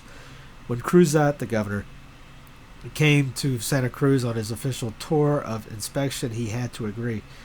The old church was in a miserable shape, beyond repair, and in danger of collapsing. Still, regulations were regulations. He would write for the viceroy's permission, and that took a year. In Las Trampas, New Mexico, is a historic 18th century village that is now a National Historic District, featuring at its center the Spanish colonial San Jose de Gracia Church, built between 1760 and 1776. Las Trampas is one of the string of villages that are located on the scenic High Road, New Mexico 76, between Santa Fe and Taos and the Sangre de Cristo Mountains. The community was first settled by 12 Spanish families from Santa Fe in 1751. Its primary purpose was to protect the village of Santa Cruz, about 17 miles to the southwest, from raids by the Ute, Comanche, and Apache Indians. The village was originally built with a defensive wall consisting of a central plaza ringed by houses. The small village layout helped protect its earliest inhabitants from Indian attacks. At that time, the nearest church was about 10 miles away in Picuris, which is San Lorenzo. By around 1760, the colonists began constructing the San Jose de Gracia Church. Built by the townspeople themselves, the church is in a typical Spanish-style single-nave plan and is about 100 feet long. Its walls are made of thick plastered adobe. The church is a simple facade comprising of two flanking buttresses topped with wooden belfries. Inside is a simple wood-floored balcony accessed via a ladder, which served as a choir loft above the main entrance. Wooden vigas support the roof and gracefully rise over the main interior. Though simple and form, the nave was extensively decorated with paintings, most of which remain beautifully preserved today. In spite of the odds, the residents managed to survive and flourish. By 1776, the original 12 families had grown to 63, with a total of 278 people living in the village. The people in that year were described as, quote, a ragged lot, as festive as they were poor and very merry. They spoke local Spanish, mingled with the Tenoyan language of the Taos Pueblo, and most spoke some words of the Comanche, Ute, and Apache languages. The tight-knit traditional community flourished and retained a culture little influenced by the outside world for decades. Some travelers on the long mountain road between Santa Fe and Taos visited Las Trampas, but otherwise it remained relatively isolated. It was not until 1853, with the establishment of nearby Fort Bergwin, that the townspeople felt safe enough to begin constructing residences away from the main plaza. Still, throughout the late 19th and into the early 20th centuries, Las Trampas remained a completely secluded community, uninfluenced by popular American tastes and fashions. This cultural and economic isolation was largely responsible for protecting the Spanish heritage that still permeates the community today. Today, the San Jose de Gracia Church, one of the most original and best preserved examples of Spanish colonial architecture in New Mexico. The church still retains most of its original 18th century features, with its wide plank wooden floors, decorative interior, and a strong adobe walls that have been preserved and continually replastered. The unique and original transverse clerestory window in the nave casts light on the sanctuary and altar, which is otherwise still lit by candles. Such windows were unknown elsewhere in Spanish colonial architecture or in Christian architecture anywhere in the world. They were likely an invention of the Franciscan Padres of New Mexico, and the church at Las Trampas has a beautiful example. In the walled forecourt of the church is the cemetery, the final resting place of the people of Las Trampas for generations. San Jose de Gracia is still an active parish church and is regularly open to visitors on the weekends. In 1722, young Fray Juan Jose Perez de Maribal had drawn as his first New Mexico assignment the formidable Tiwa Pueblo of San Jeronimo de Taos. Previously, in 1639 and 1680, the Taos Indians had risen, martyred their missionary, and ravaged churches. After the 1696 revolt, Diego de Vargas had found them using a shell of their church as a corral. He told them to muck it out and repair it. Fray Juan Alvarez, relying on his stock phrase to describe the situation in 1706, quote, "The building of the church has been begun," meant that something was serving until the proper church could be built. Whether Perez de Maribal started with wholly new foundations or incorporated parts of a previous structure, he laid up a truly proper church. 50 years afterwards, Father Dominguez could read from below the inscription on the beam, quote, "Fray Juan Maribal built this church to the great honor and glory of God, year of 1726. He meant it to last. The walls, Dominguez said, were very thick, containing within them a simple nave 22 by 116 feet. The unusual unbalanced facade looking south had to the left of the door a huge adobe base from which a bell tower rose. Dominguez thought the effect hideous. The belfry, entered via the church roof, commanded a fine view of all directions through 4 large openings constructed with true arches, evidently not so rare an occurrence in New Mexico's adobe churches as has been imagined. In 1776, the heavy-built structure doubled as a fortress against Comanche attack. It stood west of the 2 main several-tiered house blocks near the temporary houses of some 300 refugee Hispanos, and just inside the protective wall that enclosed the pueblo.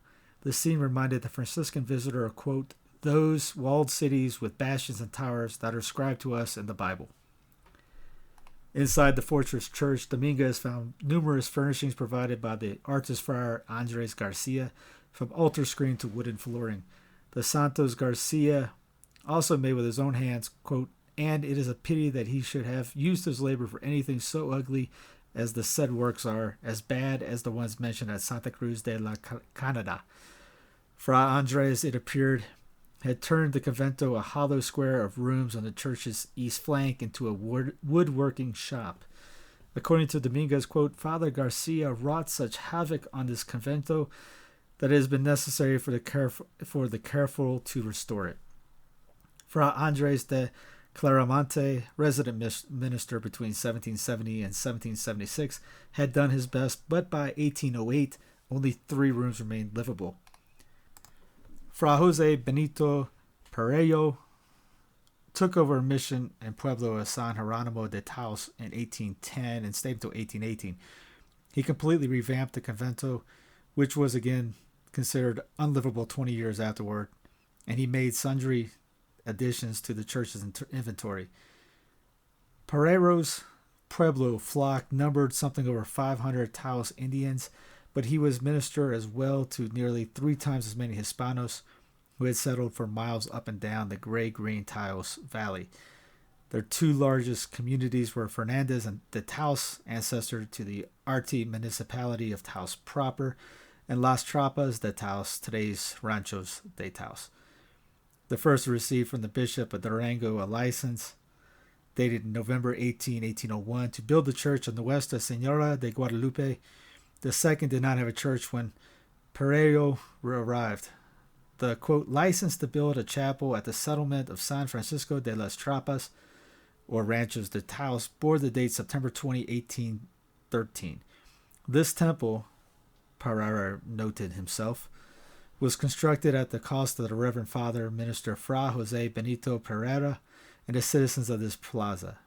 It was probably up to the late 1815 when Pereira petitioned Durango for permission to bury inside the structure. If the Franciscan expected accolades from Durango's Juan Bautista Rivera for his good works, He should have known better. The same day the inspector went through the church of San Francisco de Ranchos, June 13, 1818, he roasted Pereiro for, quote, the deplorable state of abandonment that existed in his parish. After 1826, when the rapidly growing parish was secularized, the priest no longer lived in the convento of Taos Pueblo. Don Antonio Jose Martinez, the native-born phenomenon who began his long tenure that same year, took lodging in Fernandez de Taos. Bishop Zubriere conformed the arrangement in 1833. Martinez was using the Nuestra Senora de Guadalupe as his parish church because of the unhealthfulness of the priest's house, the Pueblo de San Jerónimo de Taos. Here's a recounting from Fray Alonso de Benavides, History of New Mexico, 1630. The Pueblo de Taos people lies some 7 leagues onward in the same northerly direction. It is of the same nation of the Picaros, although the language varies somewhat. There are 2,500 baptized souls with a friary church that have been established with great care by the 2 friars in charge of its conversion. These Indians are well taught in church doctrine, and in the year just past of 1627, our Lord confirmed his holy word with a miracle among them. As it happened, it was difficult for them to stop having so many women, as was their custom before they were baptized. Each day the friar preached to them the holy sacrament of matrimony, and the person who contradicted him most strongly was an old Indian sorceress. Under the pretext of going to the countryside for firewood, she took along 4 good Christian women and married at all conforming to the good order of our Holy Mother Church. And coming and going in their wood gathering, she was trying to persuade them not to continue with the kind of marriage our padre was teaching, saying how much better off a person was practicing her old heathenism. These good Christians resisted this kind of talk. They were getting close to the Pueblo again, and the sorceress was carrying on with her sermon. The sky was clear and serene, but a bolt from the blue struck the infernal instrument of the devil right in the middle of these good Christian women who had been resisting her evil creed. They were spared from the bolt and quite confirmed in the truth of the holy sacrament of matrimony. The entire Pueblo ran to the spot, seeing the results of the thunderclap from heaven. Everyone who had been secretly living in sin got married and began to believe mightily in everything the padre taught them. He, of course, made this episode the subject of a sermon. Every afternoon he preached to them at the time for church music. It is also the custom in all other friaries. May all this be the glory of our Lord God. It is an incredible cold country with the great abundance of provisions and livestock.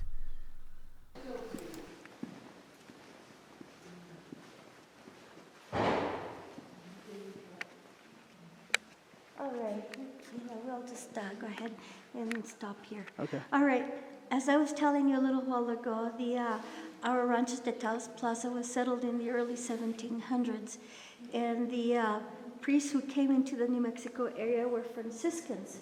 Okay, so this is a Franciscan church, and if you'll notice, we are built in the form of a cross, Right. the sign of a cross. Right. Okay, and we may not have had professional architects, but people really did know how to do their buildings, and so you can see that it's very proportioned. Anyway, 2 summers ago, we celebrated our 200th anniversary in 2015. We celebrated not the building of the church itself, because it was already here, but of the first celebration of the Mass. And it may have taken a couple of generations to have built the church. And as you can see, the church is made with adobes. And as you know, adobe is an Arabic word which means brick. So we have various things. We have this redero, also known as a corateral, and we have a lot of our santos that were also made by people or artists that we call santeros.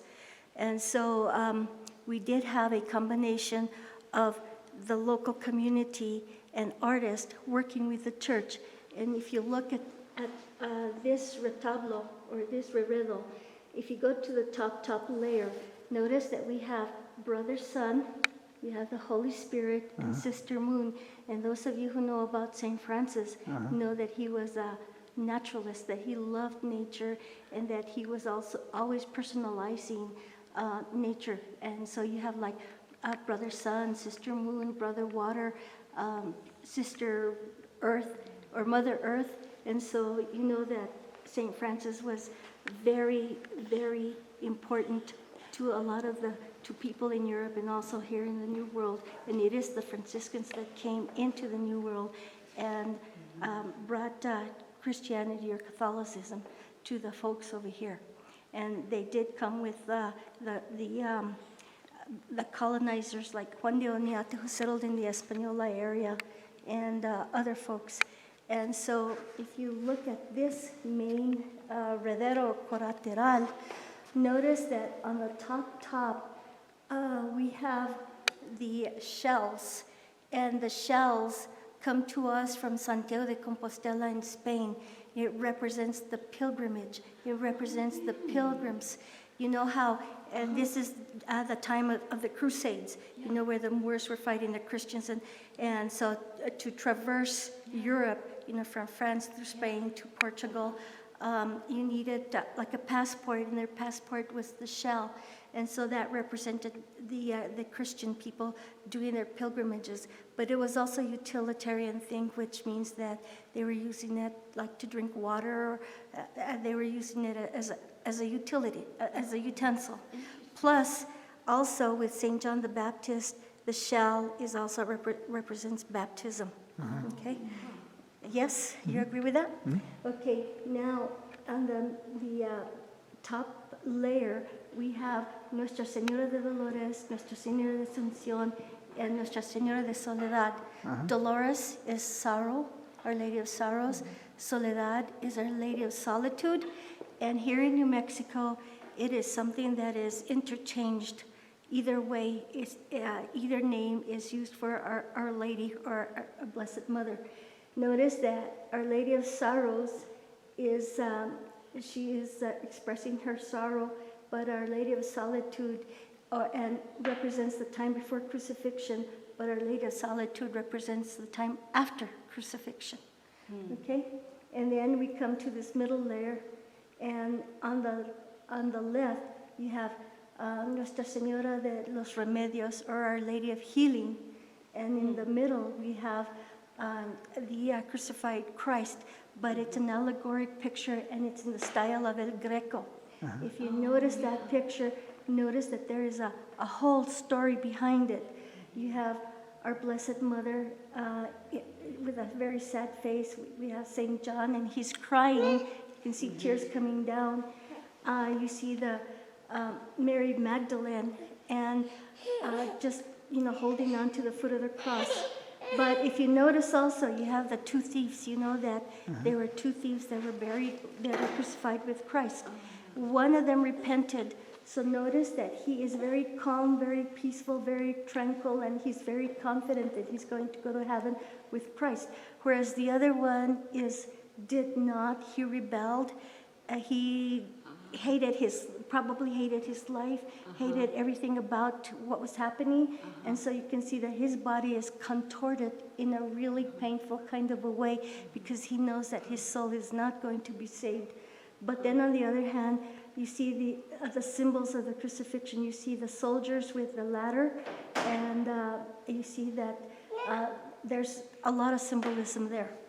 Now, if you go to the right side, notice that is Mary, our Blessed Mother, and that she is pregnant. She is heavy with child, okay? And she's there looking for shelter at the inn. But guess what? Look at the innkeeper, and what is he doing? He's pointing his fingers, and he's saying, no, you can't, you can't. And, okay, down here, this is like a mysterious painting. We don't know what that is. You know that historically, it took 6 months for people to come up from Mexico and another 6 months to go back. So they had a year turnaround on the Chihuahua Trail, or El Camino del Muerto, the Jornada del Muerto is what it's called, okay? And that means that they had a deadline to do their work, maybe. And so that particular painting may have been done by a few people instead of just one. Maybe a master and an apprentice, we don't know. If you look at it... What year would this be? When did they paint? This is circa 1815. And that time, we are Spanish. You know, we didn't get our Mexico did not get its independence until 1821. So these are Spanish because they were done at that time. So yeah. So anyway, and then on the right, you have Saint Francis. But notice that he has the cross, he has the skull, and then he has the donkey. And the donkey is a symbol of Christmas. Huh. Yeah. So And anyway, what's the skull a symbol? it's a symbol of our mortality. Memento Mori. I'm sorry? Memento Mori. Yes, memento mori. Yeah.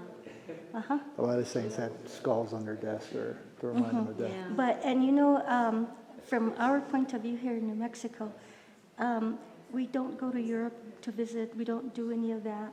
We are European in origin in some places, but we are mestizo because we also claim Native American.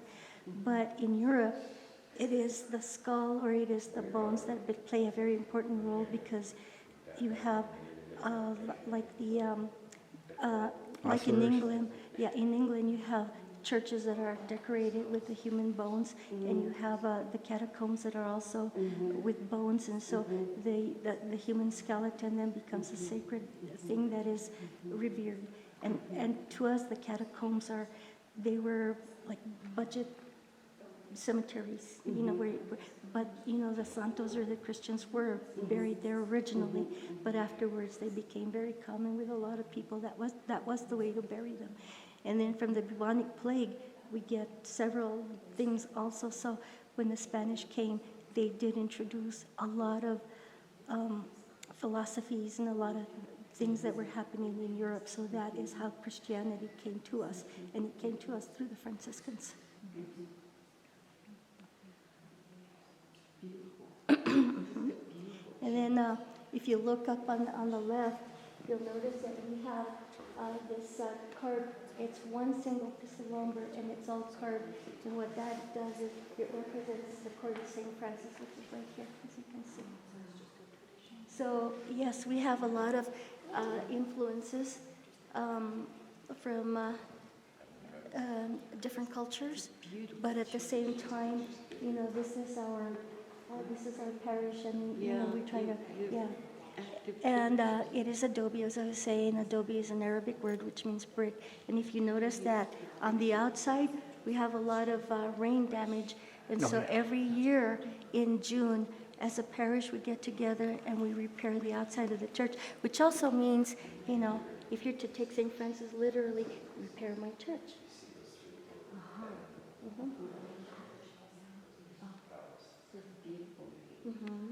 You said that they went 6 months. Yeah, that was yes. Can you explain that? Yes. No jets, no cars. Yeah, they had to walk. They had to walk, or they had what they call carretas, which were these big wagons with these huge wheels. And so goods were brought up here, and goods were taken back. We're also known as La Última Frontera, the last frontier, and our Spanish borderlands go all the way up to Kansas. So, yeah. And so when I'm talking about deadlines, think of winter, think of weathering, think of all that. And so you have, there were a lot of goods that were coming up here, like textiles for one, foodstuffs for another, and then there were things that were taken back, like hides and stuff like that. So, and actually the Spanish were not the only ones who had this great trade system.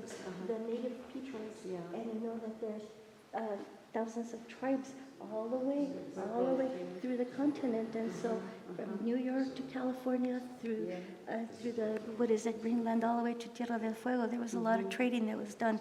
Most of it was done by foot, carrying things in their backpacks, and later on, with horses and donkeys and oxen and carretas or carts. In fact, the word car comes from carreta.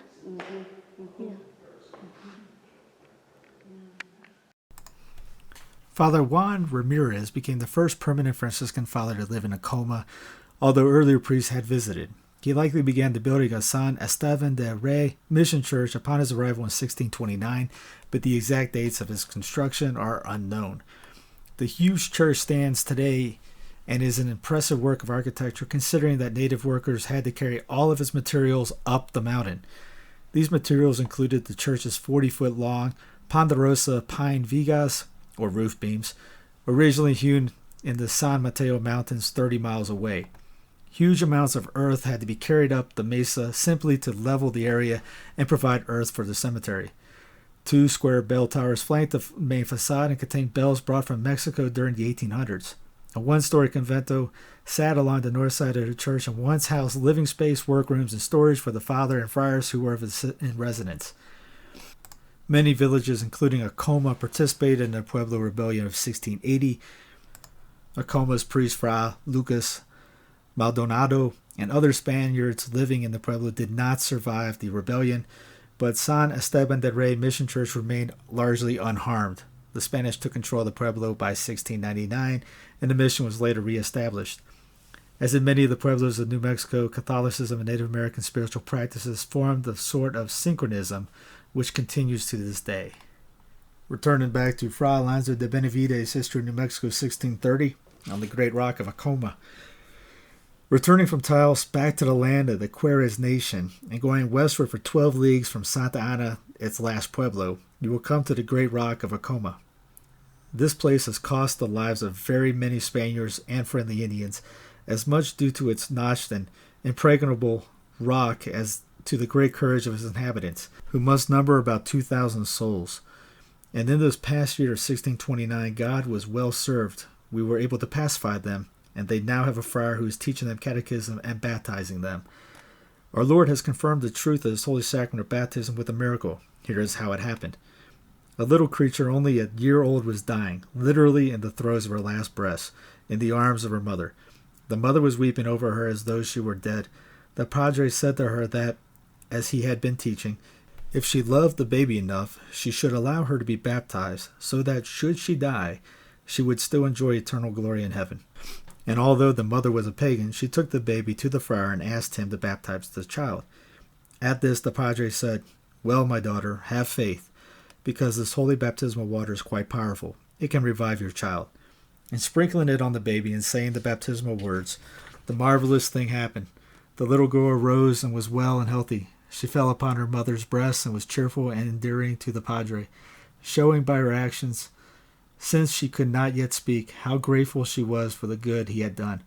Seeing all this, every one of those Indians was confirmed in the faith. With great devotion, they quickly began to pray that they be baptized. Blessed be God for all this. High on the hill overlooking the village of Laguna sits the beautiful white church of St. Joseph's. In 1697, people from other areas began living in the fertile valley, and in 1699, the pueblo and the parish was formally established under the name of San Jose de la Laguna. It was then under the jurisdiction of the Bishop of Durango. This mission, dedicated to St. Joseph, was established in the year 1699 by Franciscan Friar Antonio de Miranda, one of the earliest Franciscan missionaries in New Mexico. It is one of the last established of the early New Mexico missions and is the best preserved in its original condition of all the old missions in the Southwest. The Pueblo of Laguna, named after a lake that was in short distance west of the village, is the only pueblo established after the coming of the Europeans to America. It was settled by a number of Acuna, Zuni, and Querez Indians from Santa Fe. In the first term of the office of the reconqueror of New Mexico, General Don Diego de Vargas, 1691-1696. But it was not until July 4th, 1699, that Laguna took the oath of allegiance and obedience to Spain and received the name San Jose de Laguna from the Spanish governor Pedro Rodriguez de Cubero. Soon after this official establishment, the leaders of the Laguna sent a delegation to Governor Cubero at Isleta and asked for the services of a priest. They were told by the governor to return to Laguna and prepare a place of worship. The people of Laguna, according to their tradition, immediately built the front part of the present convent, and soon after, July 4th, 1699, Friar Antonio de Miranda was sent to minister to them. Again, according to their tradition, upon the padre's arrival, he called a meeting of the people, and work was begun on the present church building. In a short time, the church was completed by the Laguna Indians under the direction of Friar Antonio, and Holy Mass was celebrated in this mission before the end of the 17th century. San Jose Mission is built in the early Pueblo Franciscan style of architecture, but unlike the other older churches, it is constructed of stone and adobe mortar instead of the customary adobe and mud bricks. It is 105 feet long and 22 feet wide inside, since this mission was built after the Great Pueblo Revolt of 1680, August 10th. It has enjoyed a peaceful existence with the exception of a few years in the past century when there was religious trouble at Laguna. At that time, this church was used as a stable, but this unholy condition was soon remedied when the Catholic Indians again came into power in the Pueblo. Because of the secularization laws of Old Mexico in 1820, the old convent adjoining the mission church was not used by the Padres, and it fell into ruins. During this time, one priest had charge of the missions in Isleta, Laguna, Coma, and Zuni. For many years, the front rooms of the old convent were used by the Laguna Indians as a meeting place. On September 10, 1932, an agreement was reached by the priest in charge and the officers of the Laguna Indians, whereby the old convent was turned over to the church. Logs for the new meeting house were purchased by the priest. Work on the restoration began on October 4, 1932, but because of lack of funds, it had to be discontinued. With the help of some Laguna men and women who volunteered their services, work was again started on March 9, 1933, but again it had to be stopped until April 1934 when the floors and ceilings were completed. However, it was not until April 12, 1935 that the convent was ready for the priest. In May 1935, the south wing of the old convent was acquired from the Pueblo Shea family, who had been using it as a storage room for years. At this time, the copy of the plan of the original mission buildings was procured by the Historic American Building Survey of the U.S. government. The old kitchen was restored on its original foundation in June. On September 9, 1935, two sisters of the Blessed Sacrament arrived at Laguna to work among the Laguna and Acoma Indians. These two sisters, Mother Jeanne Frances and Sister Norberta, lived in the south wing of the old convent. The sacristy was converted into a temporary chapel where the Blessed Sacrament was kept until the completion of the little chapel to the west of the sacristy in December 1935. In the same month, the sisters' dining room to the east of the kitchen was built on the old foundation. In September 1936, the restoration work on the west wing began. This two-story building is the only part of the old convent completely restored. The sisters moved into this building on January 15, 1937. By this time, the placita, which the wind and the weather had filled with 8 feet of sand and debris, was cleared and the monastery garden restored. Things of interest in this mission: the hand-carved altar, honed by native pine logs and colored by the Indians. The early Spanish altar paintings, on the right, a painting of St. Barbara, venerated as patroness against thunder, lightning, firearms, and sudden death. On the left, a painting of St. John Nepomucene, venerated as patron of water and seal of confession. In the center, a painting of the patron of the mission, St. Joseph. Above, a painting of the Blessed Trinity. The unusual and striking painting of hide above the altar, consisting of symbols representing the rainbow, sun, moon, and stars surrounded by Christian symbols. Near the sun are 2 white stars representing morning. Near the moon, 8 yellow stars representing night. This combination of Christianity and the old religion of the Indians shows the attempt of some early padres to elevate the minds of the people from the worship of the elements themselves to the God who made them. The richly decorated antipedium, painted on hide below the mensa of the altar. The unique tabernacle where the Blessed Sacrament was kept. The large painting of St. Joseph and the Christ child on the gospel side of the sanctuary. This is the largest painting on elk skin in existence. The old statue of St. Joseph. This hand-carved statue was brought to this mission in 1699 from New Mexico and ever since has been venerated by the Indians. According to their tradition, this statue was dipped into the river that passes around Laguna, and to this day the river is known as the San Jose River. Every year on the fiesta days, March 19th and September 19th, and in times of trouble and stress, this statue is carried with great ceremony and reverence through the village. The old statue of the Blessed Virgin, this statue taken from this church by the Catholic Indians and buried for safety in the time of religious trouble in the past century, was found and returned to this mission in 1935. The hand-hewn pulpit and old confessionals, the unique paintings along the sides of the walls, the mounds represent the tombs, while the doves represent the souls of the faithful buried in this church. The hand-carved stations of the cross depicting the sufferings of our Lord and his journey to Calvary. The large painting of Purgatory and the Poor Souls. The Laguna Indians have a deep devotion to the poor souls. On Poor Souls Day, November 2nd, they bring their first fruits as offerings to the church. These consist of Indian-colored corn and other produce from their fields. The original colored herringbone ceiling, composed of cedar branches. The old vigas, or beams that support the ceilings and roof. These logs had to be carried a distance of at least 30 miles on the shoulders of the Indians at that time. The hand-hewn corbels, which support under the logs, hewn from logs with crude tools. The front doors. The carving on the right door is a replica of the coat of arms of the Bishop of Durango, Mexico, under whose jurisdiction this mission was built. The carving on the left door is a replica of the coat of arms of the Franciscan order, the founders and present missionaries of this mission. From 1850 to 1939, this mission was in the diocese and archdiocese of Santa Fe, New Mexico. At the present time is under jurisdiction of the Most Reverend James Wall, Bishop of the Diocese of Gallup.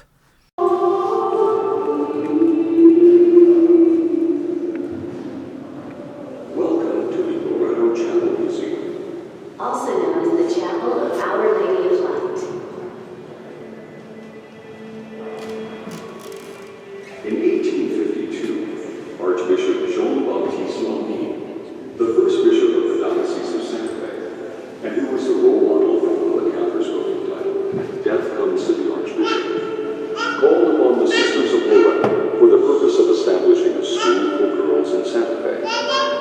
After a most hazardous journey from their Kentucky mother house, during which their Mother Superior died, 4 Sisters of Loretto arrived and established their school.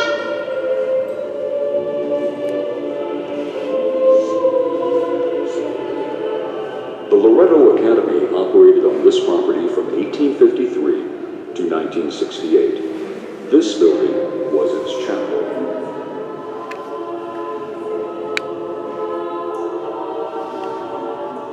The chapel is said to be patterned after Sainte-Chapelle in Paris, and, by most accounts, is the first Gothic structure built west of the Mississippi. It was constructed between 1873 and 1878 by French and Italian architects and stonemasons who were brought to Santa Fe by Archbishop Lambie to assist in the building of the St. Francis Cathedral. Many descendants of these workmen still live in New Mexico.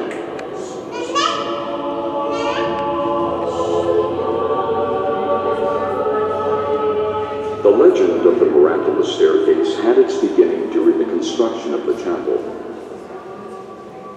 When built, the chapel had no stairway to its choir loft, which was not uncommon for the times, as most choirs were composed of male singers who used ladders.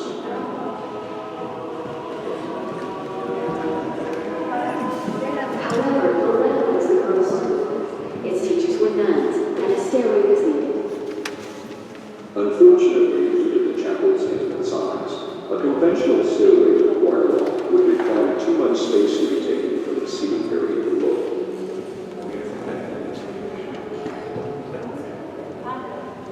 To solve the problem of the stairway to the choir loft, the sisters made a novena to Saint Joseph, the patron saint of carpenters, to whom the construction of the chapel had been entrusted.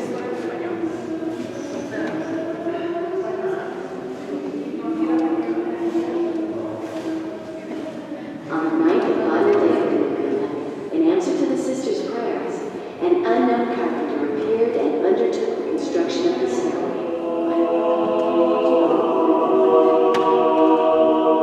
It is said that the mysterious craftsman worked for 6 months, using only a saw, a hammer, a carpenter's square, and cups of hot water which he shaped with wood.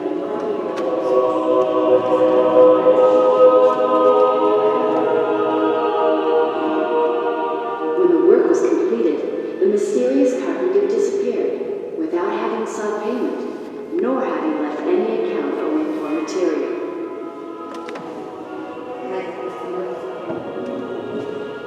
His miraculous stairway is 23½ feet high,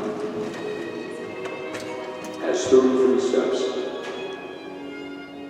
and makes 2 complete 360-degree turns. It has no center support, nor is it held up from the sides. Only the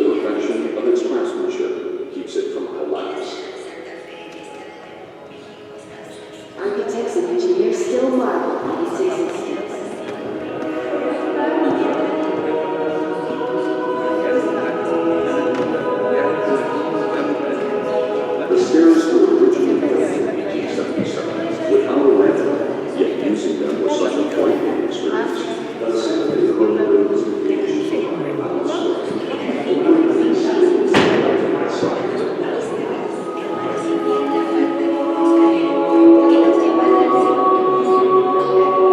The stairs were in daily use by the sisters and students for nearly 100 years. Today, they are restricted for preservation and for safety. The metal braces to the wall and column were added later to cut down on the negative effects due to vibrations caused by heavy traffic.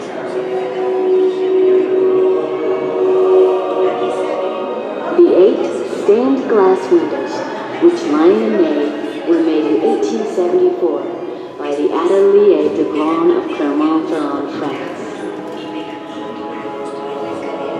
The windows in the sanctuary near the altar, depicting the 4 evangelists, St. Luke, St. John, St. Mark, and St. Matthew, were made by Dubois Studios in Paris in 1876, as was the rear facade window over the front door, and the elegant rose window on the choir wall.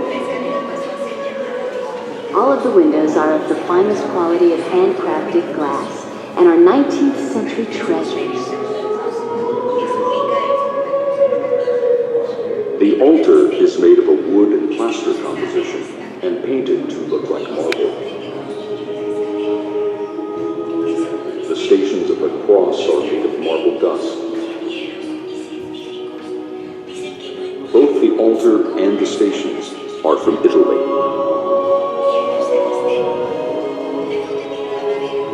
The chapel's harmonium is located in the choir loft. The harmonium, which is similar to a reed organ, was made by Alessandro Francois de Benavides in 1867 and imported from Paris between 1883 and 1886. This rare instrument is owned by the Archdiocese and is here on loan through the offices of the Museum of New Mexico. In 1968, Our Lady of Light Academy was closed by the Sisters of Loretto. The sisters offered the property to the Archdiocese, but it did not choose to make the purchase. As a result, the Sisters of Loretto placed the property in Pueblo Revolt. And it was purchased in 1971 by a private family.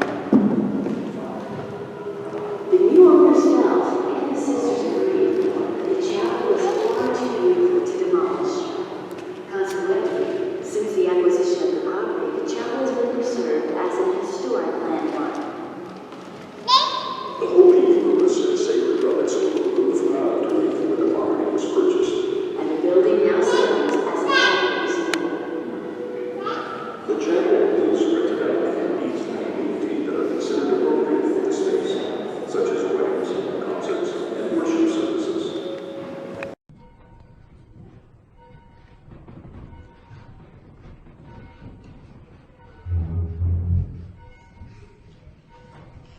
And we ended up going to Mass at San Miguel. It was right downtown, 2 blocks away from the Loretto Chapel, which is 2 blocks away from the cathedral.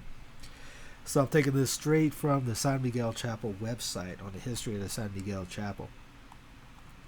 Few people question whether or not the San Miguel Chapel in Santa Fe, New Mexico is the oldest church in the United States, but many do question just how old it is.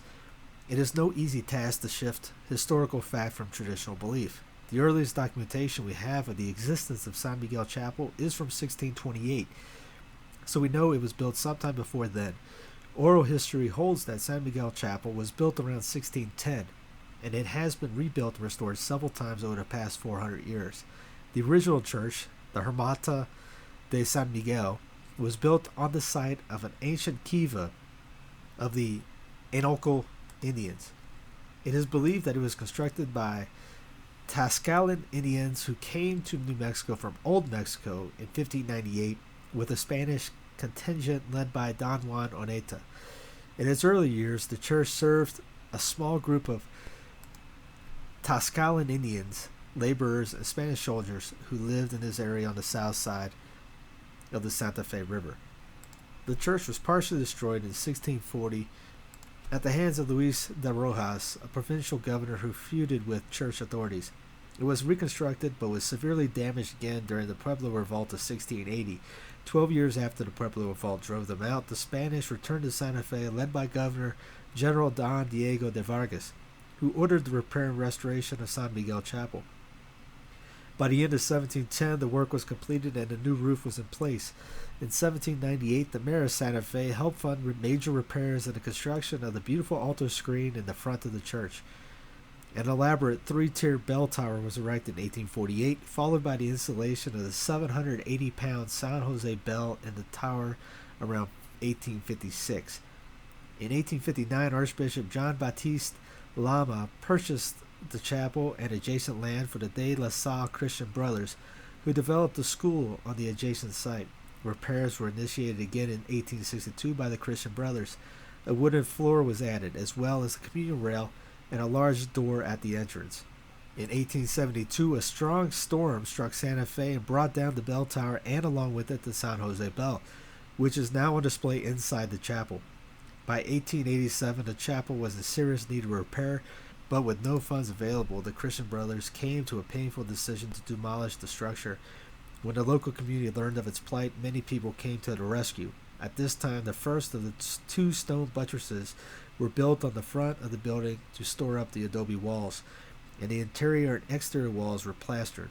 A tar and gravel roof replaced the old mud roof, and the new, smaller bell tower was added. 2 years later, two additional buttresses were added on the north wall. In 1955, a major restoration was carried out under the direction of Miss E. Boyd, a Santa Fe painter and a Spanish colonial art expert. The original dirt floor and sanctuary steps were uncovered and can still be seen today just beyond the communion rail. During this investigation, many human remains and pieces of pottery were found buried under the church floor, which made for a fascinating educational experience. It was built approximately between 1610 and 1626. San Miguel Church, the oldest church structure in the United States of America. The original adobe walls and altar were built by the Tlaxcalan Indians from Mexico under the direction of the Franciscan Padre. Inside the church, the wooden altar screen, or reredos, at the front of the San Miguel Chapel is one of the oldest in New Mexico. The inscription on the lower left-hand side reads, "This altar was erected through the piety of Don Jose Antonio Ortiz in the year 1798. It is reputed that designed by the Laguna Santero and an anonymous but highly influential artist who worked for New Mexico between 1796 and 1808. Its twisted Solomonic columns on either side are thought to be the first examples in New Mexico and are very typical of the Laguna Santera. The altar screen was painted over with several layers of house paint in the late 1800s, but was restored under the direction of Miss E. Boyd, artist of the first Spanish colonial art curator of the Museum of International Folk Art. In the center is a statue of San Miguel, St. Michael, the patron of San Miguel Chapel. It was carved in Old Mexico around 1700 and was brought by Franciscan friars to Santa Fe. Above the statue of San Miguel is a large painting of Christ the Nazarene that dates from the mid-18th century and was rediscovered behind the altar screen by archaeologists in 1955.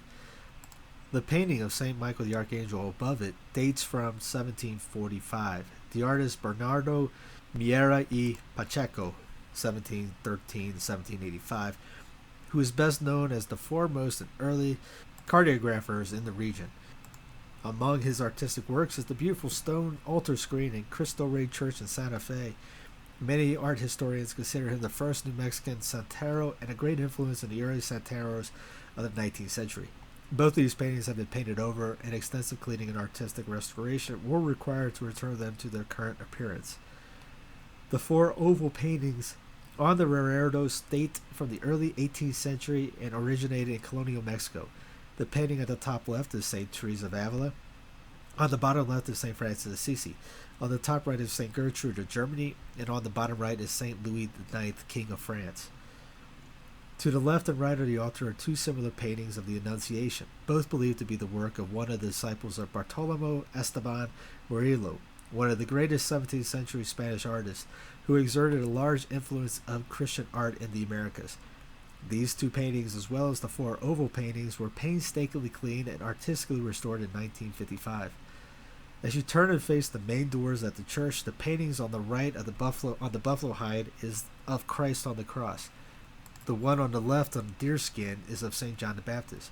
These were painted by Franciscan friars in about 1630 and were used as teaching aids in their work converting the Pueblo Indians to Christianity.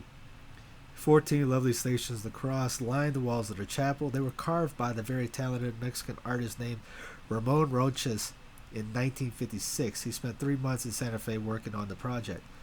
At the back of the chapel is a showcase which was once a door. Here are very thick walls and the adobe structure are revealed.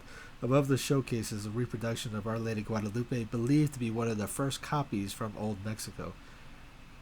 As you stand in the back of the chapel facing the altar, above you is a large hand-carved beam supporting the front of the choir loft. The beam has the inscription in Spanish carved on it, which reads, El Marquis of Peñuela had this construction erected in his royal ensign, Agustin Flores Vergara, in the year 1710.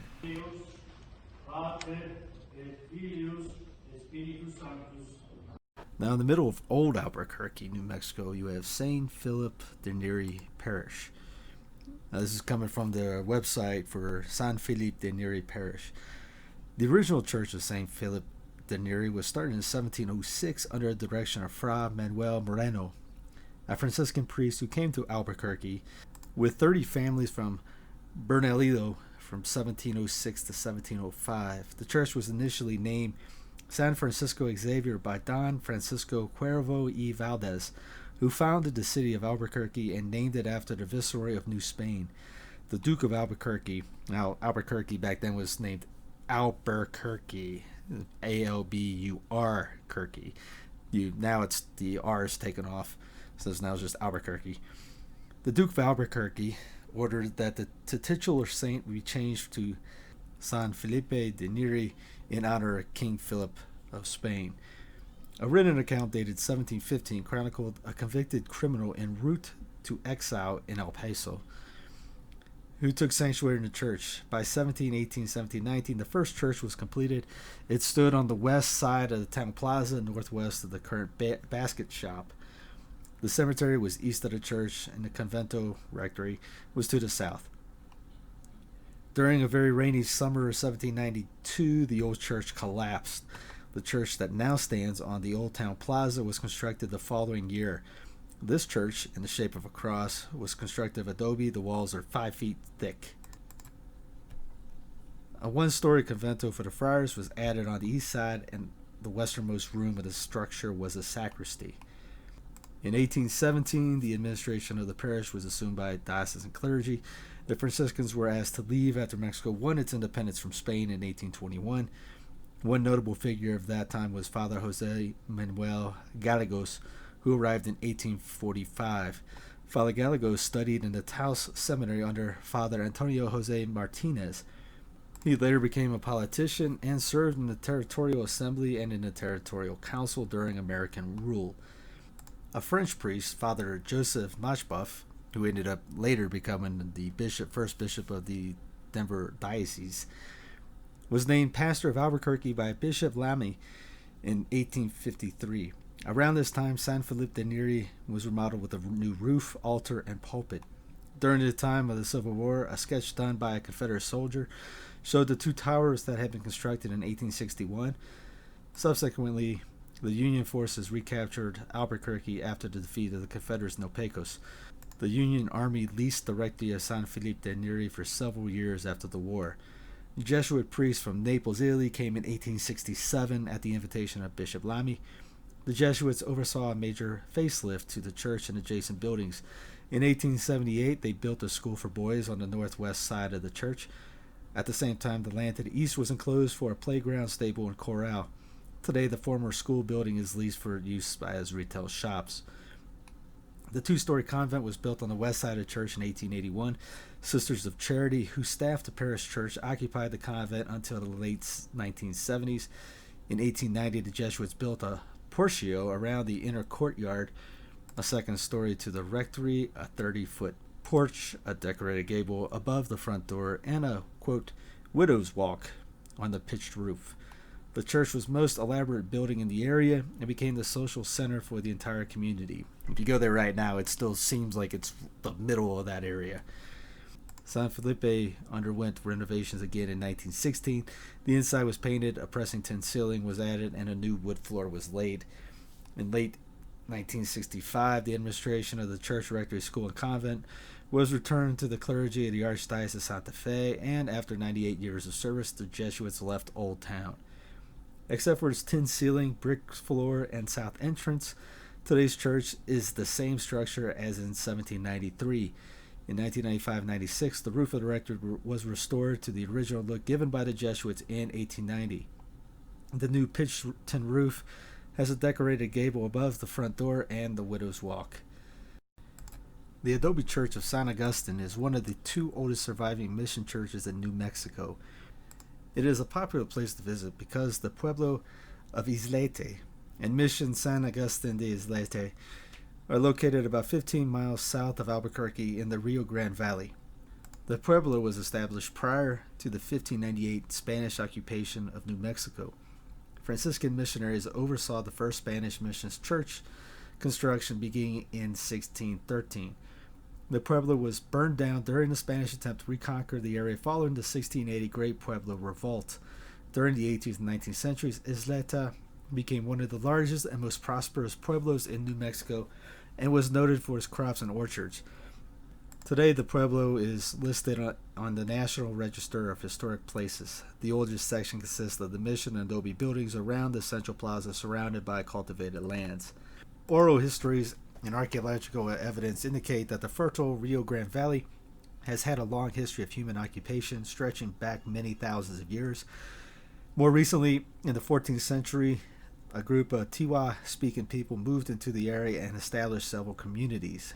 There they hunted, grew a variety of crops, maintained connections with other communities in the area.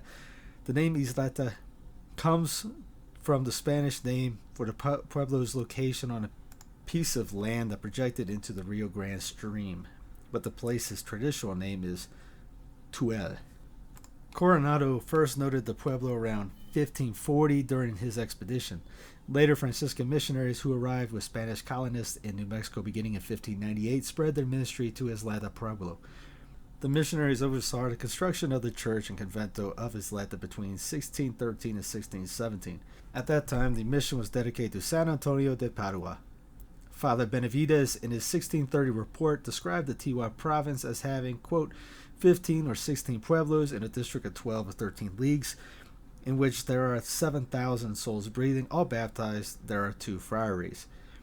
The Isleta mission was large and prosperous, located on the other side of the river from the Camino Real, the major trade route connecting Spanish and Pueblo settlements. The Pueblo also received many of the refugees whose settlements suffered from Apache raids and famine in the mid-1700s. Following the Pueblo Revolt of 1680, the Isleta people fled to the El Paso area and established Isleta del Sur as the new Pueblo. In 1681, the Spanish retook Isleta. Most of the refugee Isletans remained in El Paso, while others returned and reestablished the old Isleta in New Mexico. Meanwhile, at Isleta del Sur, they kept San Antonio as their patron saint. The Texas church is also featured in this itinerary. Partially burned in the events of the 1680s, the walls of the nave of the church at Old Isleta were found standing by Diego de Vargas during his 1692 re-entry of New Mexico. The church and large convento adjoining the east were rebuilt in 1709 and 1710 and renamed San Agustin. In spite of numerous changes to the roof and facade over the years, the basic structure remains the same, making San Agustin one of the 2 oldest churches in New Mexico. It shares its title with San Esteban de Acoma. Although the mission was secularized by the Mexican government, it continued to be part of the Pueblo community. The French priest, Father Daucher, came to Isleta in 1891 and began many alterations, adding belfries with 5 spires on each side of the facade, a tin pitched roof, and additional buttresses, and eliminating the convento's 2nd story. The Archdiocese removed these changes during the remodeling period from 1959 to 1960. Most recently, archaeologists working for the tribe have encountered evidence of the earliest church of San Antonio from the pre-revolt colonial period, while excavating ahead of construction of a community center east of the church.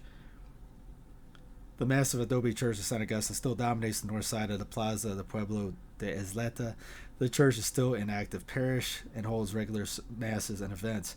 Today, both Tiwa and English are spoken at the Pueblo. Personal note, we ran into a couple locals there. They were very nice. They took photos for us and invited us to Mass. There's also a big outdoor shrine of St. Kateri to the east of the main church. Today you can call to visit, or we just drove right in. Wasn't a big deal. No one bothered us. Again, there was people already praying before Mass started, and when we were walking out, people were inviting us to Mass. In May of 1598, Spanish explorers under the leadership of Don Juan de Nonita, accompanied by 2 Franciscan priests, came to what is now known as Socorro, where they found a friendly tribe of Indians who furnished them with a generous supply of corn, of which they were in great need, as their provisions were running very low. While the explorers went further north along the Rio Grande, the 2 priests remained to do missionary work among the Indians. Father Alonso Benavides was so successful in this work that he became known as, quote, the Apostle of Socorro. It was he who named the village Nuestra Senora de Perpetuo Socorro, meaning Our Lady of Perpetual Help, in recognition of the succor they received from the Indians. In later years, the name was shortened to Socorro. The 2 priests, with the help of the Indians, built that same year a modest little church, which they replaced with a larger building between the years 1615 and 1626, and which is the present church building with its massive walls and carved vigas and supporting corbel arches. The work on these vigas and corbels took many months of tedious work, which can be understood readily by noting the careful and uniform carvings on beams were cut and carried in from mountains many miles from Socorro. The Indians were taught to mix straw into the adobe mud to make a more substantial brick. The walls were built about 5 feet in width, and the windows placed high to guard against attack from the unfriendly tribe of Navajo Indians. Under the leadership of one of the priests, the natural ability and craftsmanship of the Indians began to bear fruit, and the interior of the church was greatly enriched. The Spaniards knew of the rich silver deposits around Socorro, and to help the Indians busy and draw out their natural ability, much of the silver mined was used in the church. It was the priest's desire to have this church as beautiful as those in Mexico and Spain. They made a solid silver communion rail, a tabernacle, and sacred vessels used in the sacrifice of the Mass. The mission continued to flourish until the outbreak of the rebellion in 1680, when most of the Indians joined the Spaniards in their retreat to what is now called El Paso, Texas, nearly 200 miles south. When news reached Socorro that the northern tribe of Indians were in revolt and Spaniards were retreating everywhere, the priests had the Indians disassemble the communion rail, which was buried along with other valuables they could not take along on their hasty retreat. The pastor made a map of the buried treasure, feeling certain the revolt would be put down quickly and they could return. However, it was a number of years before new settlers of Mexican and Spanish descent began to arrive in Socorro. They found the church in a very dilapidated condition, but the massive walls and huge beams were still in place. After much hard work, it was restored and divine service again resumed and have continued daily to the present time. Several expeditions have come up from Mexico to try to find the buried treasure, but if any were successful, there is no record of it. There was even $1 million reward offered in the early 1980s to anyone who found it, and thousands of dollars have been spent looking for it.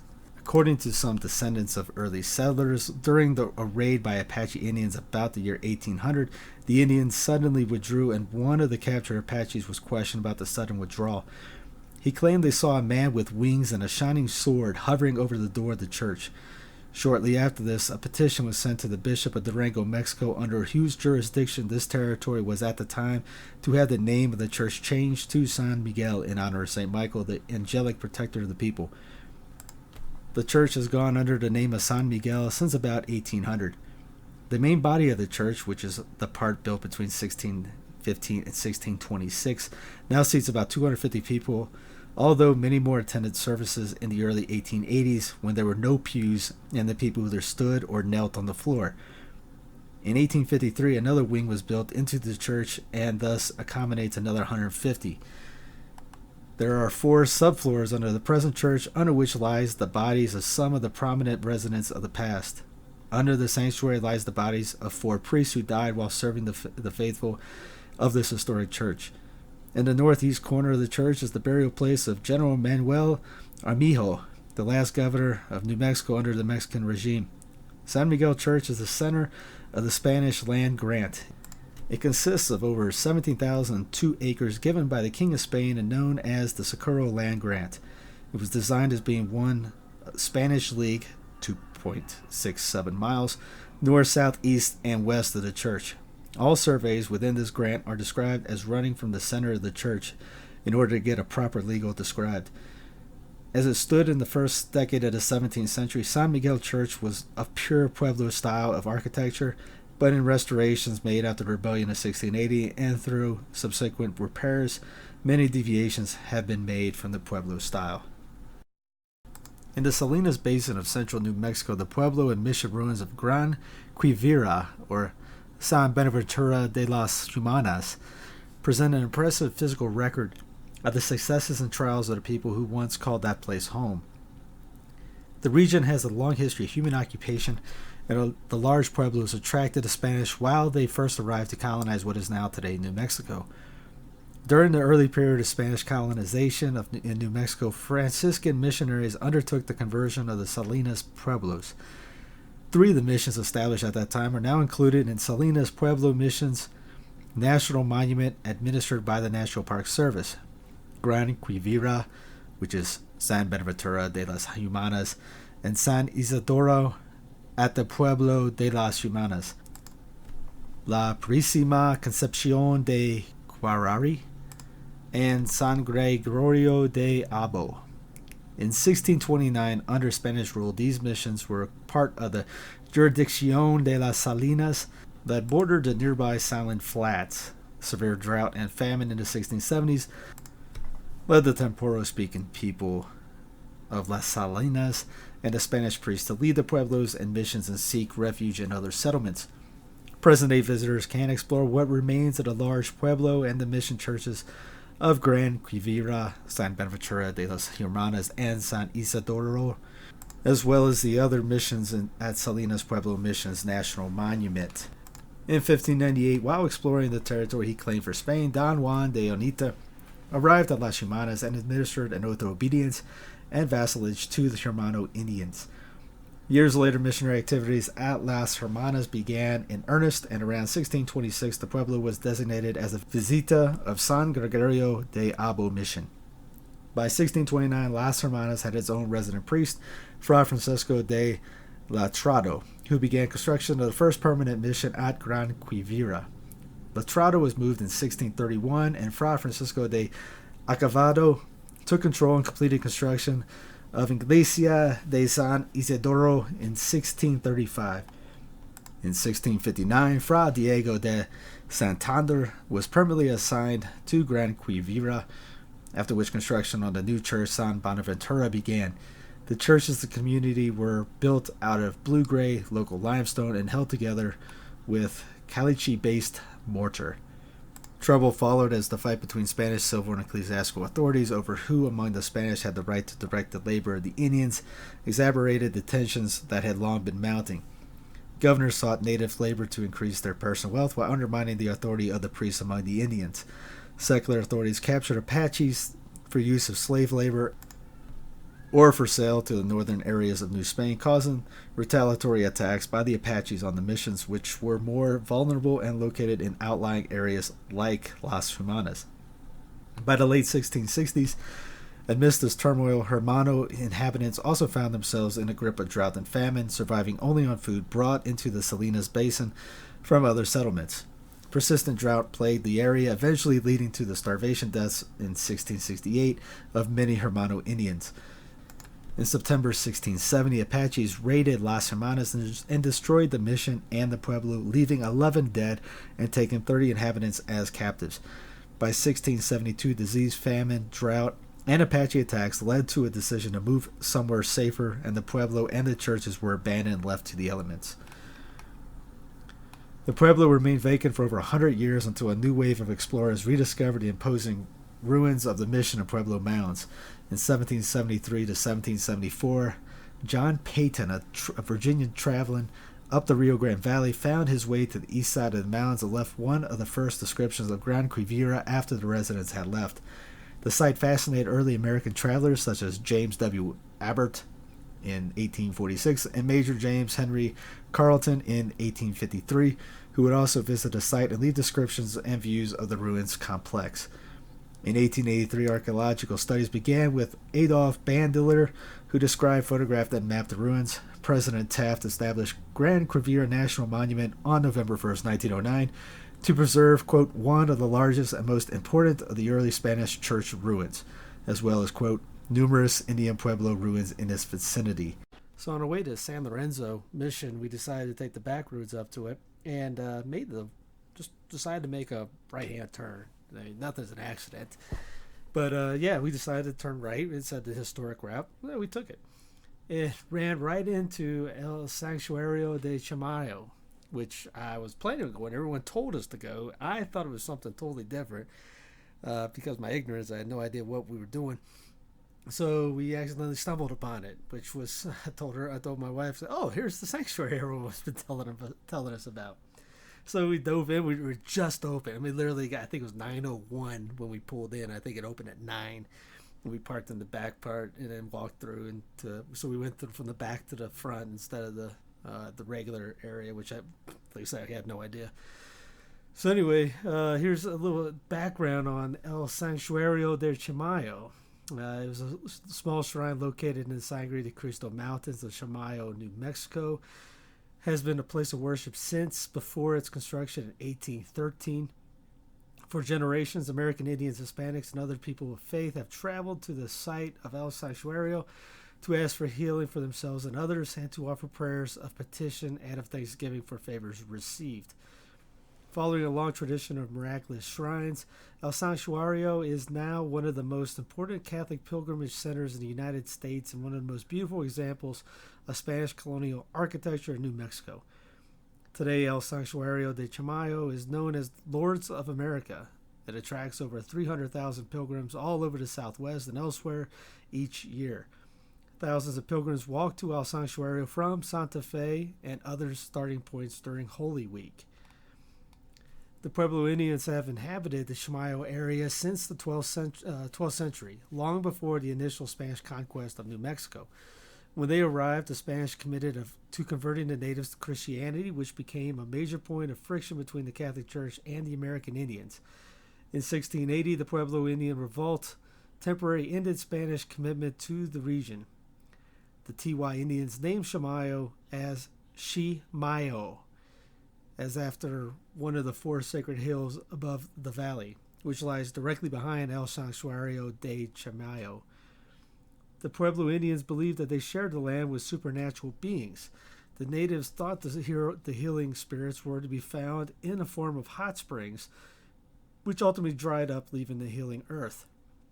The Pueblo and Tiwa used the site of El Sanctuario de Chamayo for healing long before Spanish occupation.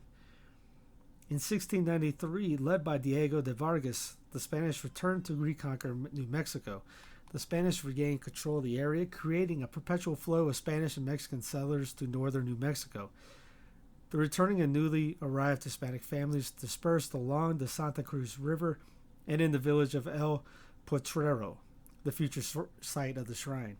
By 1805, commitment to the miraculous Guatemalan image of Christ crucified, known as Our Lord of Esquipulas, has become popular in El Potrero. Devotion to Our Lord of Esquipulas originated in an early colonial shrine in Guatemala, at which the earth was said to be effective in curing illnesses. Franciscan friars spread commitment to this image of Christ crucified throughout Mexico and to New Mexico. The people of El Potrero passed on a series of legends concerning the apparition of Our Lord of Esquipulas from generation to generation in the Chamayo area. According to the most popular tradition, on the Holy Week night of Good Friday in 1810, Don Bernardo Abeta, a member of the Penitentes, saw a light beaming out of one of the hills near the Santa Cruz River in Chamayo. He went to the spot and saw that the light was coming out of the ground. Digging with his bare hands, he found a crucifix, which he immediately associated with Our Lord of Esquipulas. He left it there, and a group of men went to notify the priest, Fra Sebastian Alvarez.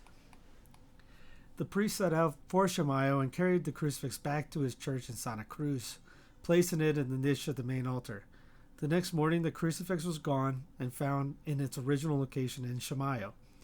The same process was repeated 2 more times, and the crucifix always ended back into its original location, thus making it apparent that Our Lord of Esquipulas wanted to reside in Chamayo. Another legend claims that Don Bernardo Abita had a vision while plowing his fields that directed him to dig beneath his plow where he would find earth with great healing powers.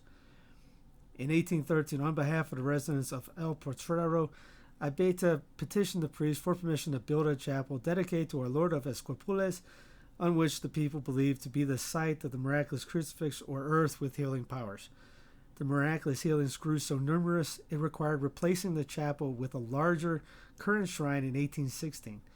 The healing started with the result of a miraculous earth or sand found under the shrine. It is said that the earth at Chamayo can be mixed with water to make mud, and eating or applied to the skin in order to heal a person with an ailment. Some people take vials of the sand with them as a remembrance of their pilgrimage to Chamayo. El Santuario de Chamayo sits in the center of the small village of El Potrero, one of the several settlements of the Santa Cruz Valley, collectively known as Chamayo. El Santuario de Chamayo is a well-preserved small adobe church with twin front towers with belfries, wooden doors, and a wall-enclosed garden, and an arched gate with a cross on top. The interior is a colorful mixture of Spanish and Indian decoration and styles. The nave of the church is decorated with original, astonishing examples of the 19th century Hispanic religious folk art, including silver santos and religious frescoes. Behind the altar stands the miraculous statue of Our Lord Esquipulas. On the left side of the nave are 2 separate rooms. The walls in one of the rooms is covered with expressions of thanks for the cure of ailments. Discarded canes, braces, and wheelchairs hanging from the walls of this room are considered proof of the miracles of El Santuario. The other room contains a small pit of holy dirt that many characterize as possessing remarkable curing powers. Over the years, the people more commonly attribute healings in Chamayo to the dirt than to the crucifix. Built in 1856, the shrine of Santa Nino de Atocha is within walking distance. United States soldiers and sailors who prayed to the Santa Nino during the notorious Bataan Death March originally started the Easter pilgrimage to the site. In 1945, U.S. servicemen who survived the Bataan Death March began a tradition of walking to El Santuario to thank Santa Nino de Atocha for delivering them from evil. The tradition of pilgrimages has grown stronger over the years, and now many thousands of people begin or end pilgrimages at El Santuario. It remains the ownership of the descendants of Bernardo Abeta until 1929, when the Spanish Colonial Art Society in Santa Fe, that writer Mary Augustine, artist Frank Applegate, and architect preservist John Gaw Meem headed purchased it from the family and donated it to the Archdiocese of Santa Fe. The devotion to the Holy Child of Atocha arrived to New Mexico in 1857 when Severiano Medina, a member of the tiny village of El Potrero, became ill and promised that if he recovered, he would complete a pilgrimage to the shrine of Santo Nino de Atocha in Platoros. He carried out his promise and received permission to construct a chapel to host the Holy Child. It was at this chapel where the Santo Nino became part of the culture of the northern Rio Grande Valley. In 1941, many of the New Mexico National Guardsmen were familiar with the story of Santo Nino. Stationed in the Philippines at the outset of World War II, they were the first to fire on the wave of Japanese fighter planes and bombers that attacked on December 8, 1941. They prayed to the Santo Nino as their supplies dwindled, and as they and their Filipino compatriots began to retreat to the very tip of the Bataan Peninsula where they made their last stand. Finally, on April 9, 1942, they surrendered. 75,000 American and Filipino troops began what is known as the Bataan Death March to the prisoner of war camp, Camp O'Donnell. As many as 18,000 soldiers were murdered in the 61-mile march. The remainder faced 40 months of internment in various POW camps. At the end of the war, only half of the 1,800 New Mexico National Guardsmen were still alive. Yet those who returned talked about how they attributed their survival to the faith and the intercession of Santo Nino de la Toca. By the late 1940s, some of the surviving soldiers and their families began what has become the annual Easter pilgrimage to Chamayo as a means of expressing their profound gratitude to Santo Nino. Santo Nino Chapel was a private chapel until 1992 when the descendants of Sevillano Medina sold it to the Archdiocese of Santa Fe. By the generosity of pilgrims, visitors, and benefactors, Santo Nino Chapel is completely restored. Inside the small room adjoining the main chapel is a wooden statue of Santo Nino made by the famous Santero Felix Lopez. Filling shelves resting against the adobe walls are pairs of children's shoes left by the pilgrims. They are intended for the Holy Child so that he may have new shoes as he travels on his journey to provide comfort to those who need. The event of the first Thanksgiving in this land is not which is celebrated by the pilgrims in 1621, as the vast majority of Americans have been taught. The first Thanksgiving to the one true God was celebrated 80 years before the Pilgrims' Feast. It occurred during the expedition of Catholic Conquistador Francisco Vasquez de Coronado. Beginning in 1539, Francisco Coronado organized a large expedition from Mexico, which included 5 Franciscan missionaries. He brought with him 336 soldiers and settlers, 100 native Mexican Christians, 552 horses, 600 mules, 5,000 sheep, and 500 cows, pigs, and goats. This marked the introduction of these animals into the southwestern United States. The expedition arrived in what is now Arizona and found Indian pueblos. After establishing a base in Arizona, Coronado headed east to establish a base mission near present-day Albuquerque, New Mexico. When they crossed the river, which is now called the Rio Grande, they named it Rio de Nuestra Senora, the River of Our Lady. This is its original name as it appeared on the first maps of the region. Though no cities of gold were found, Coronado continued to send out expeditions and missionaries with him. That there were missionaries on every expedition should tell us that the search for supposed golden cities was not the primary reason for Coronado's ventures. The gold was needed to fund expeditions and was not sought for personal gain. Spreading the one true faith among the pagan native Indians was the primary importance. In April of 1541, Coronado, with a group of soldiers and some missionaries, left Albuquerque, New Mexico, headed northeast, and crossed the section of what is now northwest Texas, the Panhandle. In encountering some of the local Indians, the missionaries found that the natives were immediately open to receiving the gospel of Jesus Christ. After a few weeks of instruction, members of the Wamano Indian tribe converted and received baptism. The expedition then arrived in Palo Duro Canyon, where, on May 29th, Father Juan Padilla offered the holy sacrifice of the Mass. Father Padilla would eventually become the first martyr of the faith in America when he was killed in 1542 in what is now Kansas. A Thanksgiving feast followed the Mass. It consisted of game that had been earlier caught. The feast was celebrated in thanksgiving to God for his many blessings and for recent converts. This event is the first actual Thanksgiving Day celebrated in the future United States. There was another Thanksgiving celebration which occurred years before the Pilgrims landed. In 1592, Catholic explorer Juan de Anita led an expedition from Mexico City to New Mexico. The expedition included over 200 soldiers and colonists, the soldiers being headed by Captain Gaspar Perez de Villagra, many of their families with them. A number of Christian Indian converts with their families from Mexico were also in the party. With the group were several thousand head of livestock, including cows, horses, mules, sheep, goats, and pigs. 83 wagons carried provisions, ammunition, tools, plants, seeds for wheat, oats, rye, onions, chili, peas, beans, and different nuts. On the expedition were 8 Franciscan friars, 2 priests, and 6 brothers. The party experienced many hardships. Soon after entering New Mexico, just across the Rio Grande, or the Rio de Nuestra Senora, they were attacked by hostile Indians near present-day El Paso, Texas. A number of wagons and numerous head of livestock were lost, but no members of the expedition were killed. The same was not true for the attacking Indians, a number of whom died. Moving a little further up the river, Juan de Anita and the Franciscans erected a large cross, and Anita took possession of the land. He declared, quote, "I want to take possession of this land today, April 30th, 1598, in honor of our Lord Jesus Christ, on this day of the Ascension of our Lord."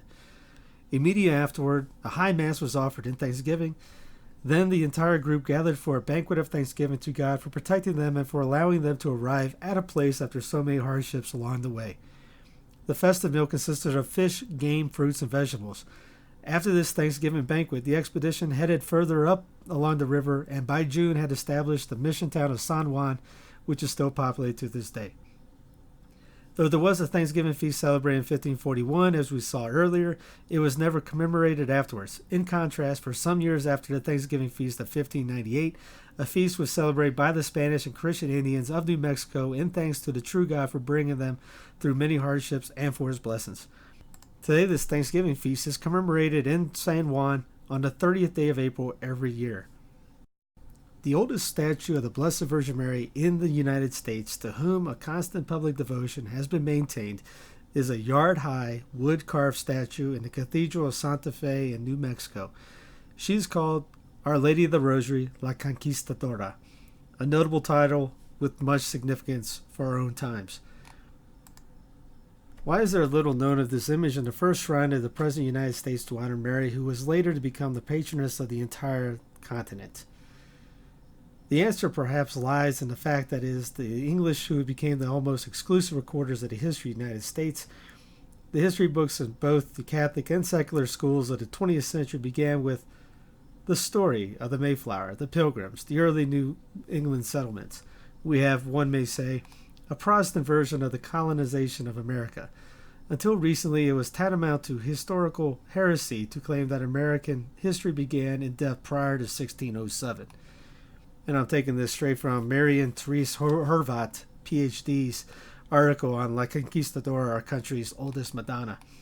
She goes on, "It was only many years after my primary school history classes that I learned about the Catholic past of the colonial America in the South and Southwest. I can attest to that. I just found this out about a couple years ago. In New Mexico, for example, 7 years before there was a Jamestown, the Spaniards had founded Santa Fe. Almost 75 years before the landing of the Mayflower, Fray Mancos de Niza first saw New Mexico and reported on the rich possibilities to be found there. All the early expeditions into the new kingdom of St. Francis, which would later be New Mexico, included Franciscan missionaries, many of whom stayed behind to spread the faith to the Indians and were martyred.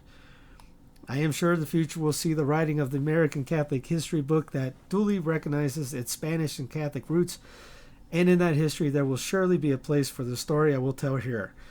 For from the beginning of the Spanish presence of North American soil, the benevolent presence of Our Lady has been manifest. The majestic featured statue was carved from willow in Spain sometime in the early 1600s and was given her first name, Our Lady of the Assumption. Originally, her wooden garment was painted crimson and covered with gold leaf and arabesque designs, the costume of the Moorish princess. When the statue made her journey to New Spain is not documented. What the records do show is that she arrived with a group of colonists in Santa Fe in 1625 in the care of Franciscan missionary Fray Alonso de Benavides. In the greatest pomp and ceremony he could muster in a primitive colony, he installed the statue in the Church of the Assumption, the first shrine in the U.S. to specifically honor Mary. Since the Confraternity of the Immaculate Conception already existed in Santa Fe, it was not long before the image organically assumed the second title, Our Lady of the Conception. The dogma of the Immaculate Conception had been promulgated for the Spanish kingdoms in 1617, and there was great enthusiasm for this invocation. Many of the Spanish Franciscans, including those in New Mexico, were wearing blue rather than gray or brown habits to commemorate the new honor shown Our Lady. All that was needed for the transformation was to add a silver crescent moon to the pedestal, and this was done. At the same time, the Confraternity in Santa Fe determined to adopt the Spanish style of the time for dressing sacred images in real clothes. The body was paired of much of its form, movable arms attached, and Our Lady dressed in rich silk dress, brocade mantle, and jeweled crown. Inventories through history list Castilian mantillas, lavish damask and gold lemme gowns and mantles, and even tiny Parisian lace handkerchiefs and ruby earrings. It was in these early days that the statue adopted the third title as well, Our Lady of the Rosary. The constant attacks from roving tribes and unconverted pueblos caused the Spanish colonists to turn to their most trusted weapon in times of danger, the rosary. Still fresh in the minds of Catholics was the memory of the victory of the Spanish fleet of Lepanto in 1571, when the Confraternity of the Rosary in Rome went through the streets praying for victory over the Saracens who threatened to overrun Christian Europe. Facing the growing boldness of the Indians, the first colonists of the Villa of Santa Fe turned with fervor to the Rosary. Our Lady had already sent the warning by means of a 10-year-old girl who had recovered instantaneously from a violent illness. In a vision, Our Lady had told her that the colony would suffer a chastisement and be destroyed because of the lack of reverence it had for her priests of the holy religion. On August 12, 1680, the feast of St. Lawrence, the first Spanish martyr, the Indians joined together to make a well-planned attack. They killed 21 padres on that day, burned the city, and drove out the Spanish colonists. Because of their prayers and sincere effort to heed the warning of Our Lady, most of the colonists escaped with their lives. Miraculously, Our Lady of the Rosary was rescued from the blazing remains of the church, and she joined the refugees in their flight to safety to what is today Juarez, Mexico, awaiting a champion who would risk a return. La Conquistadora waited 12 years for that champion. In 1691, Don Diego de Vargas was sent from Spain by the king to organize a campaign for the resettlement of Santa Fe. Like his noble conquistador forebears, Don Diego de Vargas was fearlessly intrepid and sincerely pious. The Catholic history of the New World is filled with the feats of such heroes, men forceful in character and mind who aspired to greatness of soul and deed. Deeply devoted to the Virgin Mary, Don Diego de Vargas took on this difficult mission and vowed to return La Conquistadora to her rightful throne as patroness and protectress of the kingdom of Villa of Santa Fe. In his remarkable re-entry without bloodshed into Santa Fe that made him famous throughout Old and New Spain, Don Diego led the army of the Reconquest under the banner of Our Lady. All along the trail, he undertook to meet with the Indian chieftains and won them over by the force of his personality and presence. Displaying Our Lady on the royal standard he carried, he told them that both Indians and Spaniards could now live in peace under so tender a mother who loved them all alike. Within 4 months, 23 pueblos of 10 Indian nations had been conquered and 2,000 Indians converted without a loss of a single life. In his long report to the Viceroy, 1 month after his triumphant entry into Santa Fe in 1692, Don Diego de Vargas gave the credit for the bloodless conquest to the Sovereign Queen, Most Blessed Mary.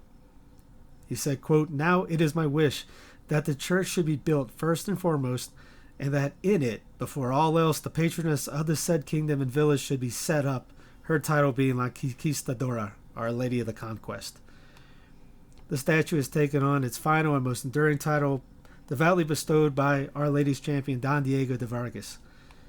The group of close to 800 colonists encamped in a sheltered area outside the city while Vargas led his troops into Santa Fe for the peaceful takeover. The tribe of Pueblo Indians, however, began to prevaricate. Supporting troops joined them to assist them in their resistance. There was no recourse but battle for Don Diego and his vastly outnumbered Spaniards, who were short on both food and water and poorly sheltered in the bitter midwinter cold. The odds favored the Pueblos. In the civilian campsite outside the city, a makeshift shrine was erected for La Conquistadora, and fervent prayers for victory were made. Before the battle, Don Vargas knelt at the head of his companies of soldiers, lined up in front of the shrine and altar while all recited the act of contrition in a loud voice. The order for assault was given, the battle began, and the people continued praying the rosary before the statue of their queen. Throughout the morning and afternoon, the repeated Spanish attacks proved futile. Night fell and Santa Fe remained in Indian hands. Then, in an unexpected surprise attack before daybreak, the tide turned and the Spanish cavalry prevailed. The colonists reclaimed their Villa of the Holy Faith, with Don Vargas and the people crediting the outcome to the intercession of La Conquistadora. To acknowledge her benevolent generalship, Don Vargas placed a small military officer's baton in her right hand. Although Don Vargas had vowed to create a suitable throne for his lady after her return, it was not until 13 years after his death in 1704 that the promise was realized. In 1717, the original adobe foundation of the first church of the Assumption became the site for the larger church dedicated to St. Francis, which would later become the present-day Cathedral of St. Francis.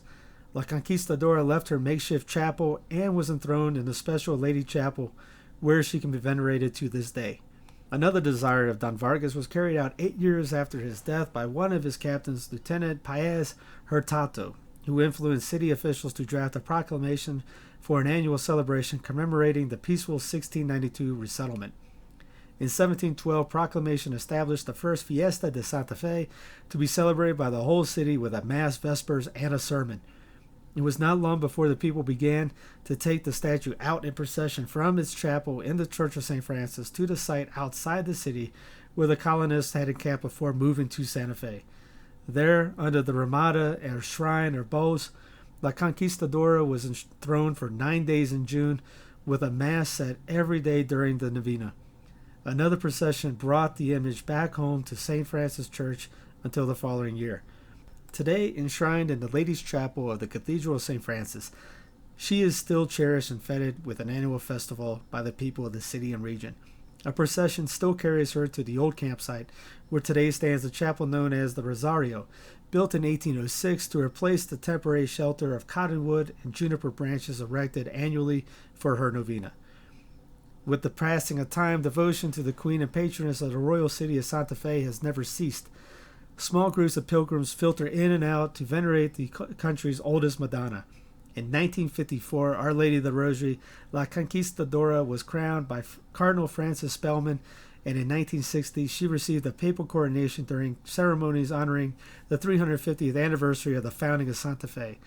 Her golden crown is studded with precious jewels, and her wardrobe has become rich and extensive, with new items constantly being presented by faithful devotees. Now, according to the book La Conquistadora by Amy Remensnyder, there was problems in 1992 regarding the name. The natives in Santa Fe who were unhappy with it, the whole idea of being upset about Columbus, they got upset about the name La Conquistadora, and officially there was a name change. It's now Our Lady Queen of Peace, to be more politically correct. So I'll still venerate her as La Conquistadora. There's a couple good books on it. I'm reading the one right now, La Conquistadora by Amy, and another one by Fra Angelico Chavez, La Conquistadora, the autobiography of an ancient statue. The Rosario Chapel, or Church of Our Lady of the Rosary, is situated in the northwesterly extremity of the city, near to St. Catherine's Indian School and the National Cemetery, and is itself surrounded by a cemetery which has been enlarged from time to time until it has become one of the most important in the city.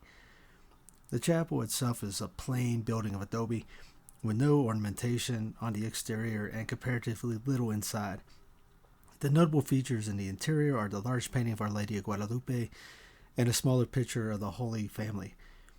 But it always inspires interest and attracts attention because of its history and special annual use. Unless a university-held tradition is incorrect, the chapel stands on exactly the ground where Don Diego de Vargas was encamped with his little army on his first expedition for the reconquest of New Mexico in 1692, and was erected by him in accordance with a vow he made to the Blessed Virgin Mary just before the capture of the city, which involved not only the building of the chapel in that particular place, but an annual procession or pilgrimage from the parish church to this chapel as an escort to the statue of the Virgin, which he brought with him from Mexico on that expedition. After standing for over a century, the original building became so much out of repair as to be unsuitable for even the occasional services, and a new chapel was therefore erected in 1807, which has remained unchanged down to the present time. In 1914, the need for additional room to accommodate the increasing congregation became apparent, and a few public-spirited citizens raised the necessary amount to build an important addition on the east side of the old building. This was accomplished in the fall of 1914. And the picture of the old church which illustrates this description was taken on that day before the work was begun in order to show the building as it had existed for so many years. The annual procession now takes place on the second Sunday after Trinity, being the Sunday after the Corpus Christi procession from the cathedral. Until recently, the Corpus Christi procession included the entire city. But since the growth of the Guadalupe parish, it has been found expedient to give to that church a separate celebration, and so the cathedral congregation had its procession on one Sunday morning, and the Guadalupe congregation on the succeeding one, which had before been entirely devoted to the beautiful local celebration and honor of Our Lady of Victory. This had resulted in having the latter take place in the afternoon of that day. The Guadalupe parishioners have their Corpus Christi celebration in the morning, and then after the noon hours at 3 o'clock, they reunite with the congregation of the cathedral and forming one grand procession to escort the statue of the Conquistadora to his particular chapel of the Rosary. There a brief service is held, the Magnificat is sung, and the statue remains there an entire week, during which time Mass is celebrated every day.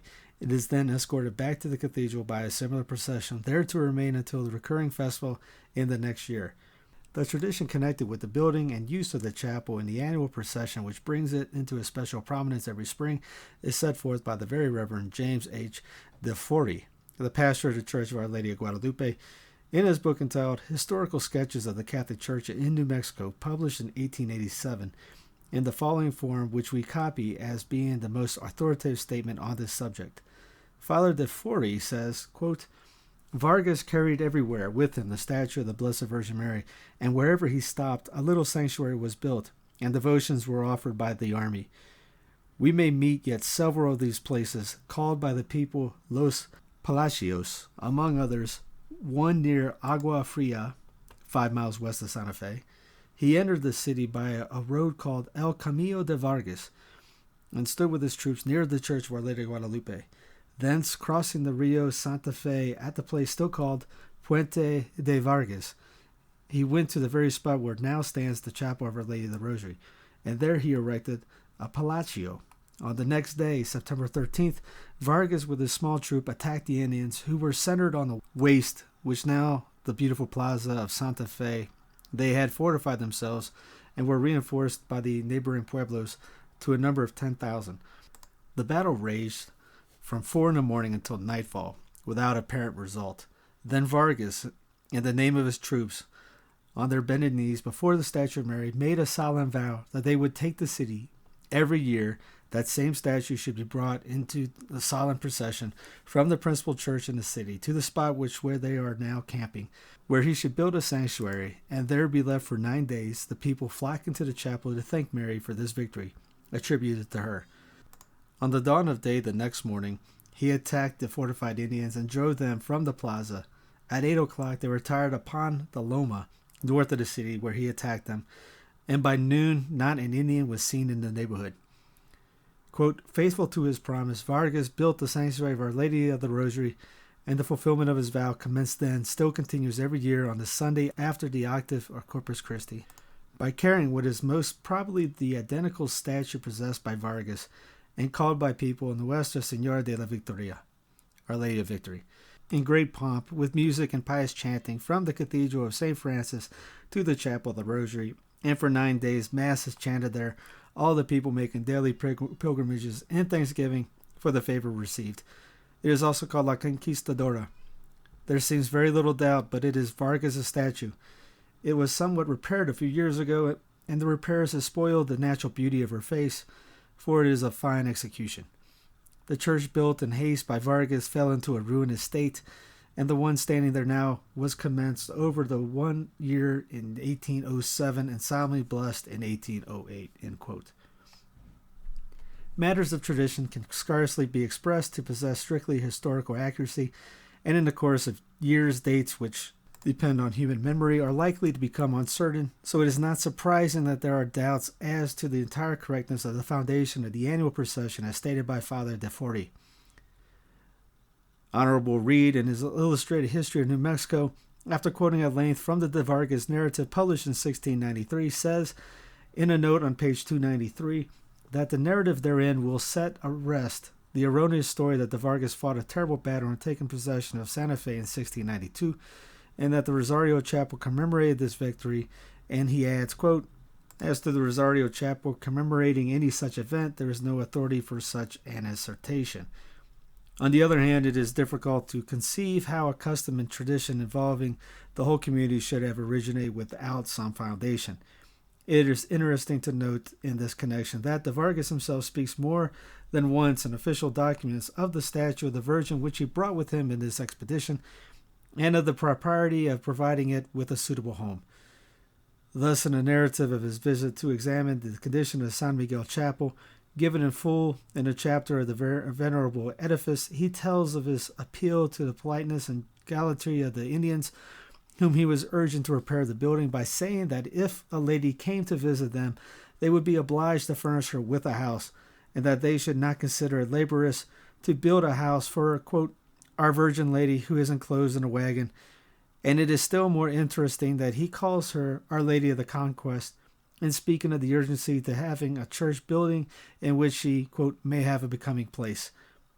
Whatever discrepancies, therefore, there may be as to the details, it is certain that the very early day this statue was credited by the people with affording important aid in the conquest, and that belief has come down uninterruptedly to the present time.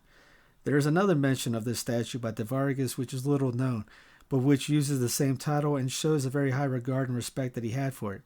It is in a letter which he wrote to the Viceroy of New Spain from Paso del Norte on October 13th, 1693, in the course of his second expedition. After telling at considerable length of the obstacles which he had encountered and which had caused delay, he expresses his firm determination to achieve success in the reconquest, and then uses this sentence, quote, I have decided to bring these settlers into the country, and I wish to inform Your Excellency that it is also my intention to re-establish the city of Santa Fe, and then place again our protectress, Our Lady of the Conquest, on her throne of greater glory of her divine majesty. The annual procession in which the statue is carted from the cathedral to the Rosario Chapel is the most beautiful and interesting of the public religious ceremonies which take place in Santa Fe, and add so greatly to its interest and attractiveness. While there are other processions, as on the Festival of Corpus Christi, and other interesting ceremonies, as seen in the lighting of long lines of bonfires in the streets on the day of St. Francis, and that of Our Lady of Guadalupe, yet those are festivals that are celebrated by many other places and therefore may be similar to the traveler or tourist. But the Festival of Our Lady of Victory, of the Conquistadora, with all its accompanying ceremonies, is confined exclusively to Santa Fe, and is absolutely unique. It commemorates a local event and is cherished by the people of their own local festival, belonging exclusively to them alone. Its celebration combines local pride with religious fervor, and is participated in by such numbers as to never failing source of wonder to the strangers who are present for the first time. It is interesting to know that the first annual legal holiday established in the United States was a commemoration of the reconquest of de Vargas, which may be called the Vargas Day. It appears in archive number 179, now in the Constitutional Library in Washington, that on September 16, 1712, the Marquis de la Puebla, then governor of New Mexico, issued an order commanding the citizens of Santa Fe to celebrate every year thereafter El Dia de Septiembre as the anniversary of the reconquest of the Villa of Santa Fe by Diego de Vargas. Just how the time of this celebration became changed from its real anniversary in September to a date in May or June varying with the ecclesiastical calendar no one knows, but probably the holiday established by Puebla was altogether of a civil nature like our 4th of July, and it was called the Vargas Day after the civil and military commander, whereas the beautiful procession of the Conquistadora is a religious celebration in honor of the Virgin Mary and is known as the Day of Our Lady of Victory. The number who take part in the annual procession is usually not far from 1,500, though it has been calculated at times to reach 2,000. It is a ceremony of unfailing interest to strangers from its unique character and local color, and retains all of its distinguishing features with little change from year to year. The only noticeable alteration in a quarter of a century is that in the olden times nearly all the women wore black dresses with black shawls covering their heads and shoulders, whereas in recent years there is an increasing amount of variety in color in the attire of young women, which shows the fashion has its votaries even among the devotees of Our Lady of Victory. The following is the usual order of procession: crucifer in purple and white, 2 acolytes in red and white, banner, Holy Trinity Society, in honor de la Santísima Trinidad Nuestra Patrona, band, Holy Trinity Society, Women's Society, black dresses, red badges, banner, white and gold with picture of our Savior, girls with white veils, banner of San Jose, red and gold, boys in red and white, girls in white, banner, Sacred Heart, God is Charity, double line of women and girls, many hundred, banner of San Luis Gonzaga, double line of men and boys, many hundred, banner of Immaculate Conception, Yo soy la Concepción Inmaculada, San Francisco band, San Francisco Society, banner of St. Francis, 50 girls in white with sashes carrying flowers, La Conquistadora, ancient wooden statue on blue and gold platform supported by 4 girls of the sodality of St. Mary in white and with white veils, priests, professors of San Miguel's College, and a general procession. The most beautiful and unique feature of this interesting procession is presented by the 4 young girls who immediately precede the statue of the Virgin, walking backward, each with large baskets of roses, strewing flowers in the way throughout the long line of the march. To commemorate the martyrs of the Pueblo Revolt, there was 21 Franciscan priests killed in this. There's the Cross of the Martyrs. Fort Marcy has one on top of its hill, built in 1990, and is made of steel. Christus vincit, Christus regnat, Christus imperat. Christus vincit, Christus regnat, Christus imperat.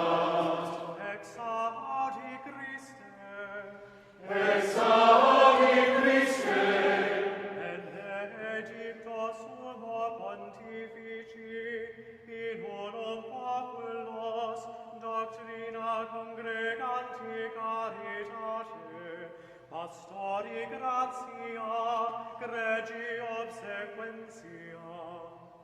Salvator mundi, tuilum adjuva, Sancta Maria, tuilum adjuva, Sancte Pete, tuilum adjuva, Sancte Paule, tuilum adjuva, Sancte Benedicte, tuilum adjuva, Christus vincit, Christus regnat, Christus imperat.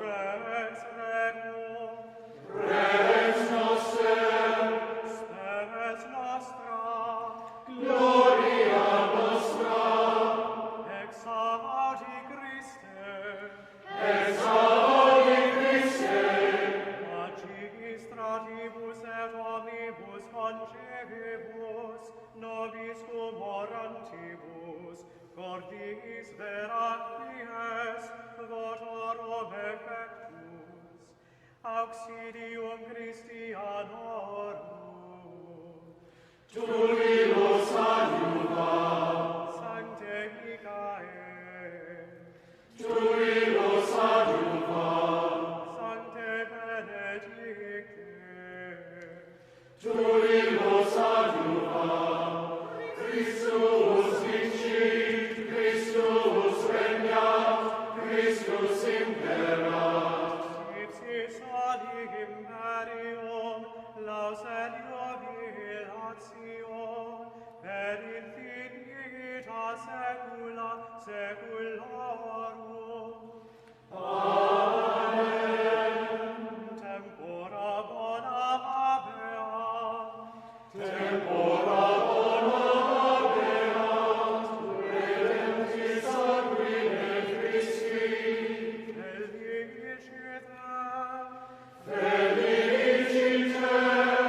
felicite, felicite, pax Christi venia, regnum Christi veniat, Deo gratias,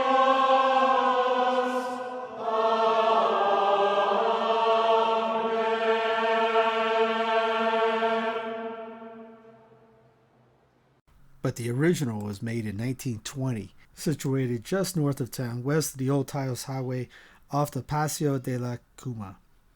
It reads in the plaque, erected by members of the Knights of Columbus and Historical Society of New Mexico in memory of the Franciscan friars who were killed by the Pueblo Indians in the revolution of the province of New Mexico, August 9th and 10th, AD 1680. It's a 25-foot concrete cross that's 8 feet deep and weighs 76 tons, according to an article at SantaFe.com. There's a plaque next to it that says it's worthy of preservation, but that doesn't mean it will be preserved. It says, quote, in addition to being written over in memory, the original cross of the martyrs has almost been written over by development. The cross is accessible only by a winding dirt street, by a narrow set of steps secured by railroad ties. Houses, driveways, privacy fence, and the dirt street encircle it. A visitor can only imagine what the view was once, thanks to a photo on the plaque. Father Juan de Santa Maria, Father Francisco Lopez, and Brother Agustin Rodriguez. They were killed between 1581 and 1582. These three Franciscan missionaries, together with some soldiers of Indians, left Mexico June 5, 1581, to survey the tribes of New Mexico for missionary work. Father Lopez was the superior of the group. They visited a number of pueblos and realized that New Mexico represented a large and promising field for conversions. While at the Tano Pueblo of Galisteo, Father Lopez decided to send Father de la Santa Maria back to Mexico for more missioners. On the third day out, September 10, 1581, Father de Santa Maria was waylaid by a roving band of Tiwa Indians and killed. The murderers burned his body. Father Francisco and Brother Agustin went to Tiguez, the old Coronado base, and there set up their mission. The soldiers were sent back to Mexico. In May of 1582, while praying, Father Lopez was attacked by a Tiwa Indian and killed by 2 blows to his head. Brother Agustin buried his superior's body and then went to the Pueblo of Santiago, further up the Rio Grande River, thinking it was a safer place. However, he too was killed and his body thrown into the Rio Grande when it was flooding. According to the chronicles of José Aligüe, the Christian converts of the missioners were also put to death. These martyrdoms were brought about by the enmity of Pueblo medicine men who saw the priests as a threat to their own positions. Father Geronimo de Zareta Salomón wrote a history of these missions, 1538 to 1626, in 1629. He relates that 33 years after the murder of Father Lopez, a Tiwa Indian who had seen the killing showed a friar the grave. The body was exhumed and the skull bore witness to the 2 fatal blows. The body was taken to the church in Sandia and there interred. Father Samarone concluded that the blood of the martyrs is truly the seed of Christianity, for the mission in 1629 had almost 35,000 Christian baptisms recorded, and the Indians were served by 43 churches and chapels. There have been a total of 35 martyrs in New Mexico, beginning with Juan de la Cruz and Luis de Escalona de Ubeda, both in 1542, and ending with Domingo de Saraz in 1731. The proto-martyrs of New Mexico are Father Juan de la Cruz and Brother Luis de Escalona de Ubeda. These 2 Franciscan missionaries were among those who accompanied Coronado from Mexico. It is not clear if they went with Coronado into Kansas. Father Juan de la Cruz was known for his holiness. Geronimo de Mendieta, in his Historia Ecclesiastica, written at the end of the 16th century, tells his readers that Coronado held the priest, quote, in such high esteem that he commanded his soldiers to touch their helmets whenever they heard the name of this father mentioned. Brother Luis was also highly regarded. Sotomayor, who was with Coronado, declared that Brother Luis seemed to be one of the most perfect religious in the world, since his life was one of perpetual prayer. Whenever the army encamped anywhere, he says, the good brother would look for a quiet spot where he could kneel and pray without being disturbed. When Coronado came to New Mexico from Kansas to winter for the second time, he planned to return to Kansas. However, in the spring of 1542, he was thrown from his horse and badly injured. As a result, he decided to go back to Mexico with his soldiers, concluding that the 7 cities of gold and Gran Quivira were but figments of imagination. Father Juan de Padilla, the superior, said that he and his 4 Franciscan companions would remain behind to do missionary work. Coronado tried in vain to persuade them to return with him, but they were adamant. Finally, Coronado allowed the Portuguese soldier Andres do Campo to remain with them. After Coronado left, Father de Padilla placed Father Juan de la Cruz in the parish and sent Brother Luis to begin a parish at Pecos, thus establishing the first 2 missions in the present United States. Then he, do Campo, and the 2 Mexican lay brothers left for Quivira. Details of what happened to the 2 missionaries who remained behind in New Mexico are scarce. The Tiguas Indians have not been treated too well by Coronado's men, and there was resentment towards them, which may have included the Franciscans. Bandy Liar simply tells us that Father Juan de la Cruz disappeared. Moda Pedillo is more concrete, writing in his Historia, page 168, quote, regarding Father Friar Juan de la Cruz, we had the following notice. After he had worked for the instruction of the Indians in Tiguas and Conquiste, he died pierced by Indian arrows because all did not accept his doctrines and counsels. Vedancourt says he was killed on November 30th, 1542, but this date is suspect. Brother Louis had gone to his mission even before Coronado departed. He had built himself a small hut outside Pecos, an Indian pueblo about 30 miles southeast of today's Santa Fe. It was a pueblo of about 2,500 Indians consisting of 2 terraced apartment houses of 4 stories. Before Coronado left, he sent a party of soldiers with sheep for the brother, who told his visitors that he was having some success, but that he was getting opposition from the medicine men. He was never seen again. He was killed by Indians at the instigation of medicine men toward the end of 1542, according to the best sources. The American bishops' list of martyrs include the name of Father Pedro de Ortega, and the inclusion is based on a report made in 1635 by a Father Acana, who said that the priest was poisoned by the Jamanos Indians. Although New Mexico is assigned to this martyr, there is a possibility that the death took place in Texas. Father Pedro Miranda in 1631. As in Georgia, many Indians of Taos Pueblo resented the Christian teaching on monogamous marriage. The unrest caused by this doctrine is believed to underlie the attack made by the Taos mission in December 28, 1631. Because of the cold, 2 Spanish guards, Luis Pacheco and Juan de Estrada, had gone to the mission kitchen to warm themselves. While they were there, a mob of Indians, instigated by medicine men, broke into the mission and killed the guards. The Indians found Father Miranda at prayer and murdered him. Father Francisco Letrado, 1632. One of the famous landmarks of the Southwest is Inscription Rock, El Morro. It was the guidepost for wagon trains going west, and film director John Ford featured it prominently in several of his Western movies.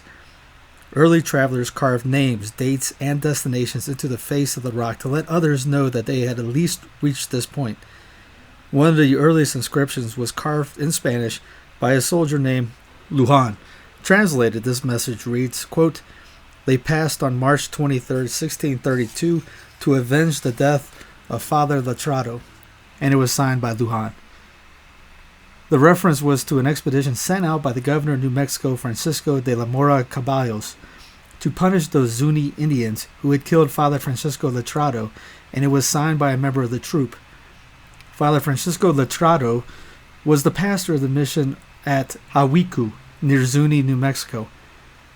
Toward the 3rd week in February 1632, he was visited by a fellow Franciscan, Father Martin de Ágreda, who was on his way to establish a mission among the Hopi Indians. Accompanying Father de Ágreda were 2 soldiers, Bartolomé de Amibia, a Spaniard, and Roque Garcia, Mexican, plus a Metzil youth, Lorenzo, whom Father de Ágreda had raised from a child. The 2 missioners had much to talk over and probably used the occasion for each to receive the sacrament of penance. Father Letrado told his friend of the difficulties of his work caused by the opposition of pagan medicine men who saw the priest as a threat to their own power. After the visit, enjoyed by both men, Father de Ágreda and his companions left to continue the journey. A few days later was a Sunday, and when no one showed up for Mass, Father Letrado went to the pueblo to find out what was wrong. He met some pagans, and seeing that they were intent on doing him harm, he knelt down, took his crucifix in his hands, and commended his soul to God. An Indian killed him with an arrow. He was scalped, and the Indians used the trophy in a pagan dance. The date of the martyrdom was February 22nd. The soldiers who arrived later never found the missioner's body. Father Diego de San Lucas, a Franciscan in 1639. He arrived in Mexico from Spain in 1628 and was assigned to work among the Pueblo Indians of New Mexico. In 1639, when he was the guardian of one of the Jémez missions, he was shot to death by arrows, possibly during an Apache raid.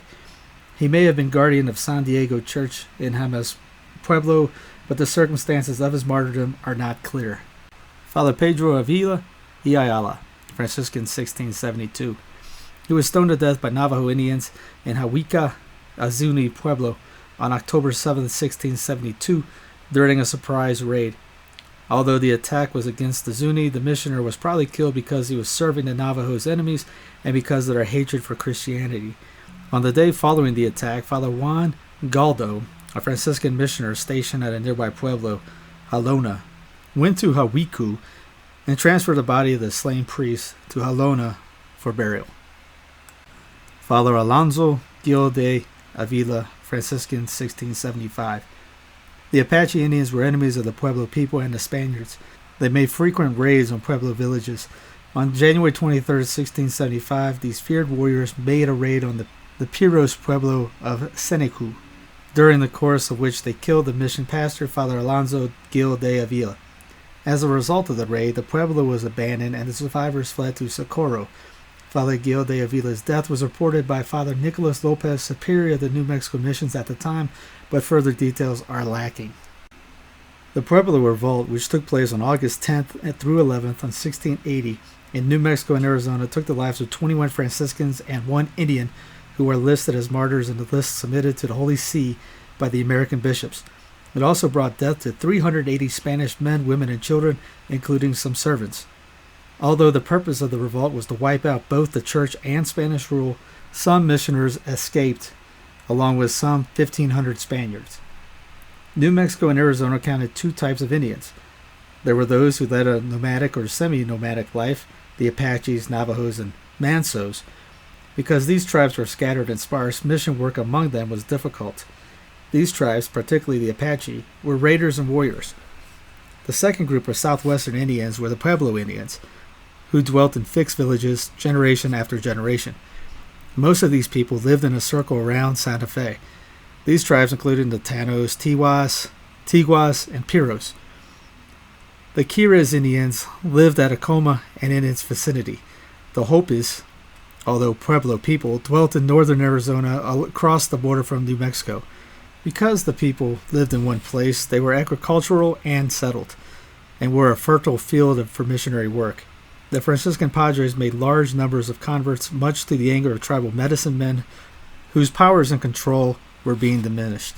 While many of these converts were fervent Christians who gave up the old ways, some of them adopted the superficial Christianity, clinging to ancient superstitions and living in fright of the medicine men. The Spanish authorities, who wanted no dual loyalty, realized that their main opponents were not the chiefs but the medicine men.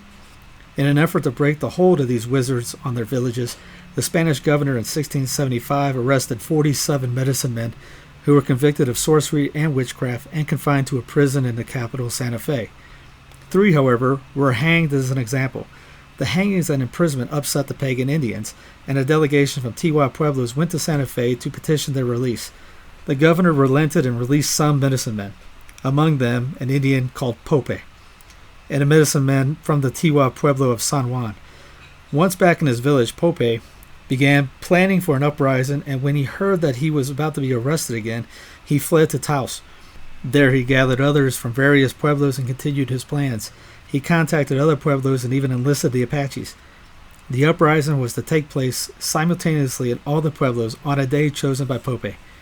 All the missioners were to be killed and their churches destroyed. All the other Spaniards in and around the pueblos were to be massacred, and the Indians were to return to their native religion. Not all Indians wanted to participate. Pope warned that any pueblo that did not join the rebellion would be destroyed. He killed his own son-in-law, the Indian governor of San Juan, because he did not trust him to keep the secret. Nevertheless, the Spanish governor in Santa Fe learned on August 9th from loyal Tanos chiefs that the rebellion was to take place on August 11th. Pope, hearing that his plot had been exposed, sent out runners ordering the uprising for August 10th. As the account of the American bishops relates it, quote, from the northern Tigua Pueblo, the Taos, to the southern Tigua Pueblo of Isleta, which Pueblo, however, did not take part in the revolt, a distance of more than 50 leagues, the whole country except Santa Fe was devastated and depopulated on that single day, August 10th, 1680. The martyrs of that insurrection follow. Bartolome Naranjo, Indian layman. It is an oddity of the revolt of the Pueblo Indians that the first victim of the uprising should be a Quires Indian, Bartolome Naranjo, who was killed on the eve of the general massacre, August 9, 1680, in the Quires Pueblo of San Felipe on the Rio Grande. Bartolome lived with his brothers Francisco Lorenzo and Juan on the ranch outside San Felipe. The latter brothers went into the Pueblo on August 9th and were made prisoners. Near evening prayer time, Bartolomeo went into the Pueblo and was halted by the group of conspirators, who asked if he was with them and prepared to help kill the Spanish priests. Bartolome replied that they were crazy and that he would not join them because it was not right. He was killed on the spot. In the investigation made after the uprising had been put down, the surviving brothers testified to Bartolome's death. Fathers Juan Bernal, Domingo de Vera, Fernando de Velasco, Manuel Tinoco, all Franciscans. With the exception of the Indian Bartolome Naranjo, who died on the preceding morning, there is no way to determine the order of death of those who perished on August 10, 1680. Father Juan Bernal was the custos or superior of the New Mexico province. He was a native of Mexico City and had arrived to take up his duties in 1677. He was killed at the Santa Cruz Friary in the Pueblo Galisteo. Murdered with him was Father Domingo de Vera, also a native of Mexico City, who had been working in New Mexico since 1674. Killed in the vicinity of Galisteo were the other two Franciscans. Father Fernando de Velasco, a native of Cadiz, Spain, was an older man and a veteran missioner, having arrived from Spain 30 years earlier. He was the pastor of the Portiuncula parish in the Pueblo of Pecos. Having learned of the planned uprising, he had set out for a mission center in Galisteo to see Father Bernal. On the way, he was joined by Father Manuel Tinoco from the Pueblo San Marcos, who was on the similar errand to warn their superior. Father Tinoco had arrived in the mission in 1674 from Spain. According to the testimony of Padre Garcia, an Indian who escaped capture, these latter two missioners were apprehended within sight of Galisteo. Their rosaries were taken from their habits and burned, after which they were put to death. The murderers of these four priests were Tanos Indians. Father Juan Bautista Pio. Although it cannot be said with certainty, it is believed that Father Pio was the first priest killed in the revolt. Father Pio was from Victoria in the Cantabrica Mountains of Spain and had arrived as a missionary in 1677. He was stationed in Santa Fe, but early in the morning of August 10th, he had left his friary to go to Tesquí to say Mass for the feast of St. Lawrence, martyr, accompanied by a soldier, Pedro Hidalgo. Unknown to him, Tiwa Indians at Tesquí were the instigators of the premature revolt. Learning that the plot had been discovered by the Spanish, it was the Tesuque Indians who decided to advance the day to August 10th.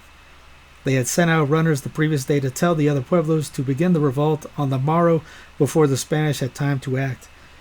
Father Pio arrived at Tesuque to find the pueblo deserted. He went seeking the Indians and came upon a band of them in a ravine, some armed and in war paint. He tried to get them to come back to the church, telling them they were foolish to make trouble. He told them that he would help them in their difficulties. The Indians fell upon him and killed him in a bloody manner. Pedro Hidalgo managed to escape, and his latter testimony told of the manner of death of Father Pio. Father Tomas de Torres was a native Mexican who went to New Mexico in 1677. He was the pastor of the parish in San Francisco in the Tiwa Pueblo of Nambe. He was murdered in his friary. Father Antonio de Mora and Brother Juan de la Pedrosa, both Franciscan. It was in Taos, a Tiwa Pueblo, to which the medicine man Pope had fled, that the plans for the revolt were finalized. This pueblo had already witnessed the martyrdom of Father Pedro Miranda in 1631. Almost 50 years later, two more Franciscans were to die there. The pastor of San Jeronimo Parish was Father Antonio de Mora, a native of Mexico who had been working in New Mexico since 1671. He was assisted by Brother Juan de la Pedrosa, a native of Mexico City who had arrived in New Mexico in 1671.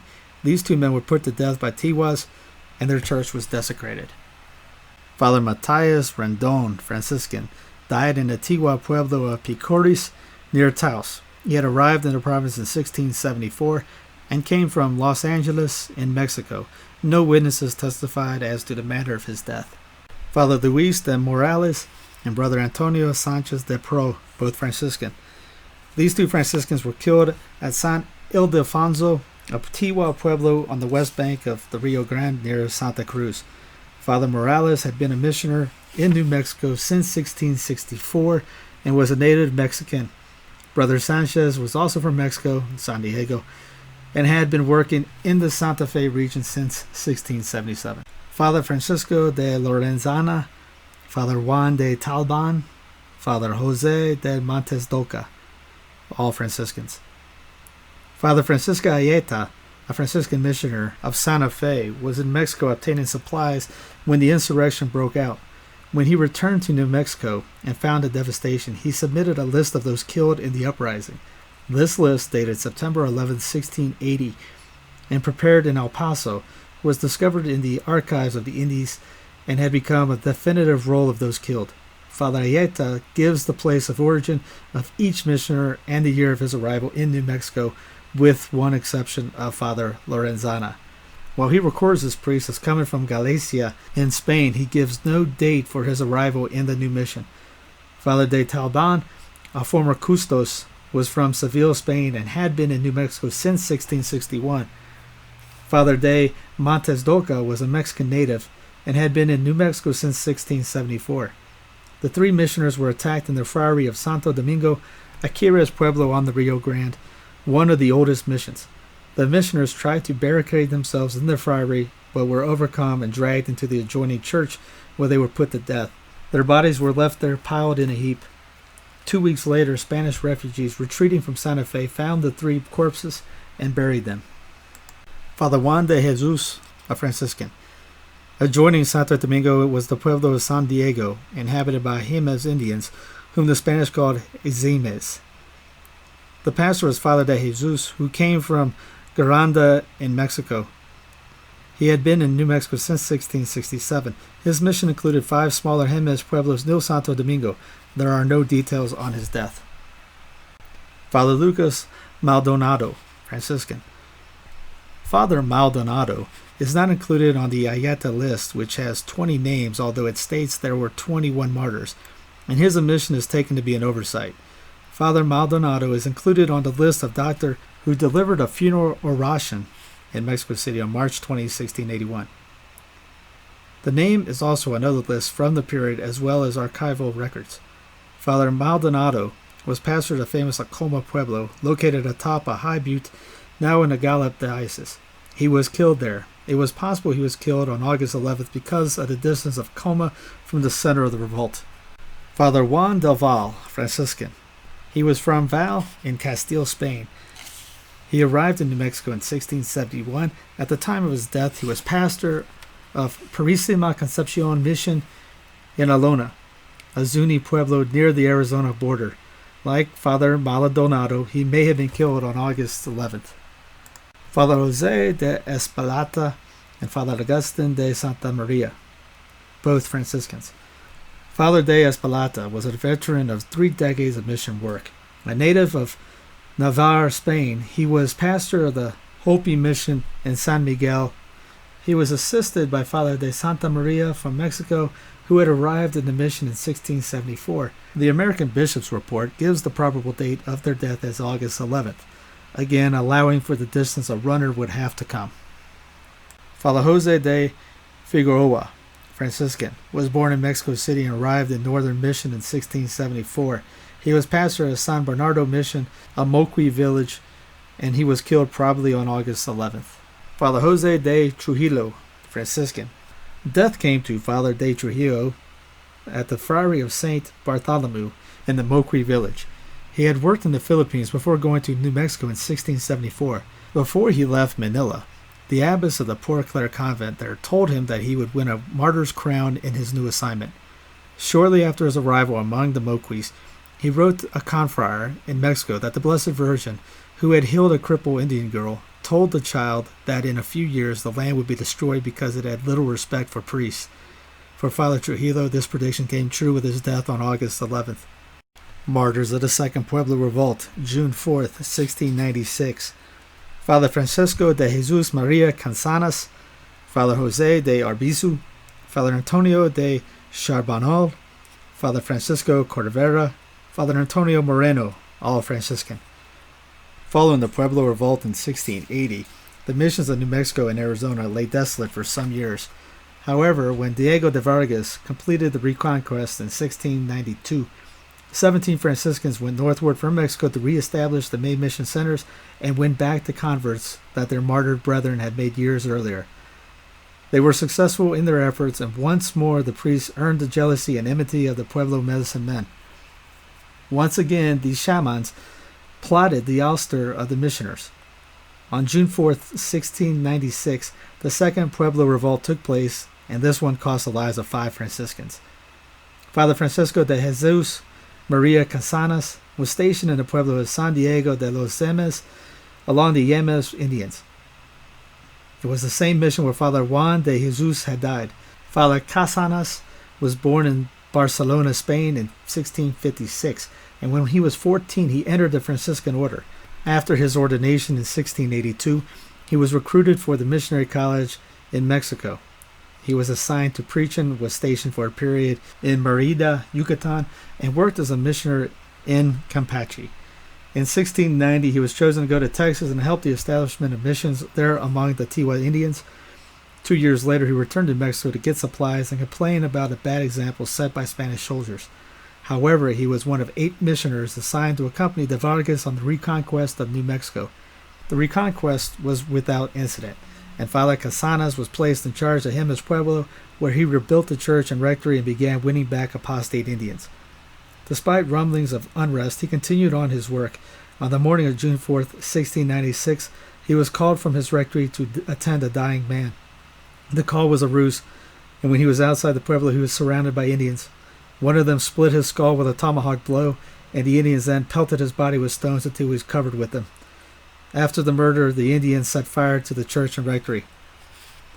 At the Tanos Pueblo of San Cristobal Neo Galicio, Fathers José de Arbizu and Antonio de Carbonal were killed. Father Francisco Corvera, pastor of the Tiwa Pueblo of San Ildefonso, was being visited by a neighbor, Father Antonio Moreno from Nambi Mission, when the missions were attacked by the Tiwas. They sealed the windows and door of the friary and set it afire. The 2 priests perished in the smoke and flames. The Indians also burnt the church. The 1696 revolt was more limited than the one earlier in 1680, and only 3 missions were affected. It was the end of the insurrections. In succeeding years, the destroyed missions were re-established and extended. The one tribe that resisted conversion, even to this day, has been the Hopis. Here is a letter of Fray Francisco de Vargas to the Provincial of Santa Fe, July 21st, 1696. Our very reverend Father Minister Provincial Clemente de Ledesma, my Father and Lord. Our very reverend Father Minister Provincial.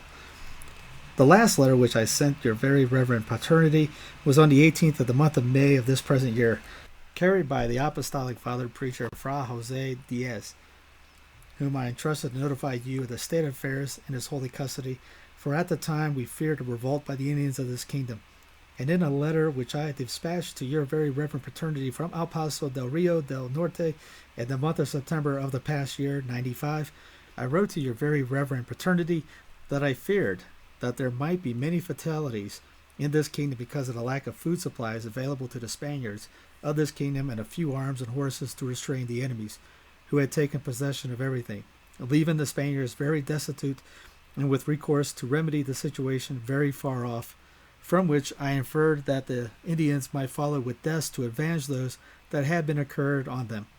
And although they palliated their deprived intentions by assisting their ministers punctually and with other external demonstrations, which in appearance deceived many who were not familiar with their evil nature, they persevered in their continual ceremonies until the time came for them to carry out their treachery, which, fired by the devil to the perdition of their souls, they carried out on the 4th day of June, taking the lives of the Father Preacher, Secretary of his custody, and Minister President of the Pueblos of San Cristobal, Fra Jose Arbizu.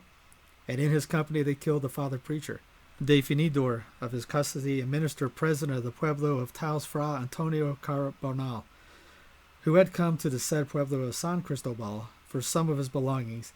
And in the Pueblo of San Ildefonso at about 8 in the evening, the Indians of the said Pueblo, united with those of the Apache nation, surrounded the Pueblo and, fearing the few Spaniards who were there, set fire to the entire place. And since neither the Father Preacher and Minister of said Pueblo, Fa Francisco Corbera, nor the father preacher, Fray Antonio Moreno, minister president of the Pueblo Anambi, who had gone there for spiritual consolation, could escape.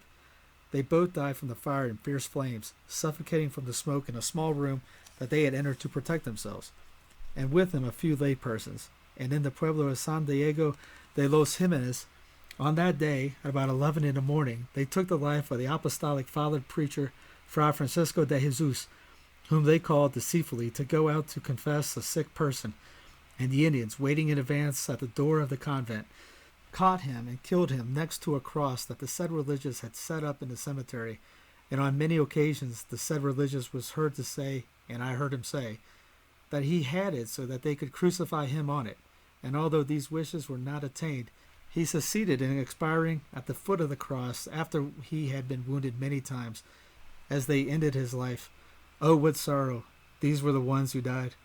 The others in other missions escaped miraculously, for neither by the force of Spanish arms nor by the protection provided by the governor of this kingdom on the occasion were they delivered, but only by divine providence.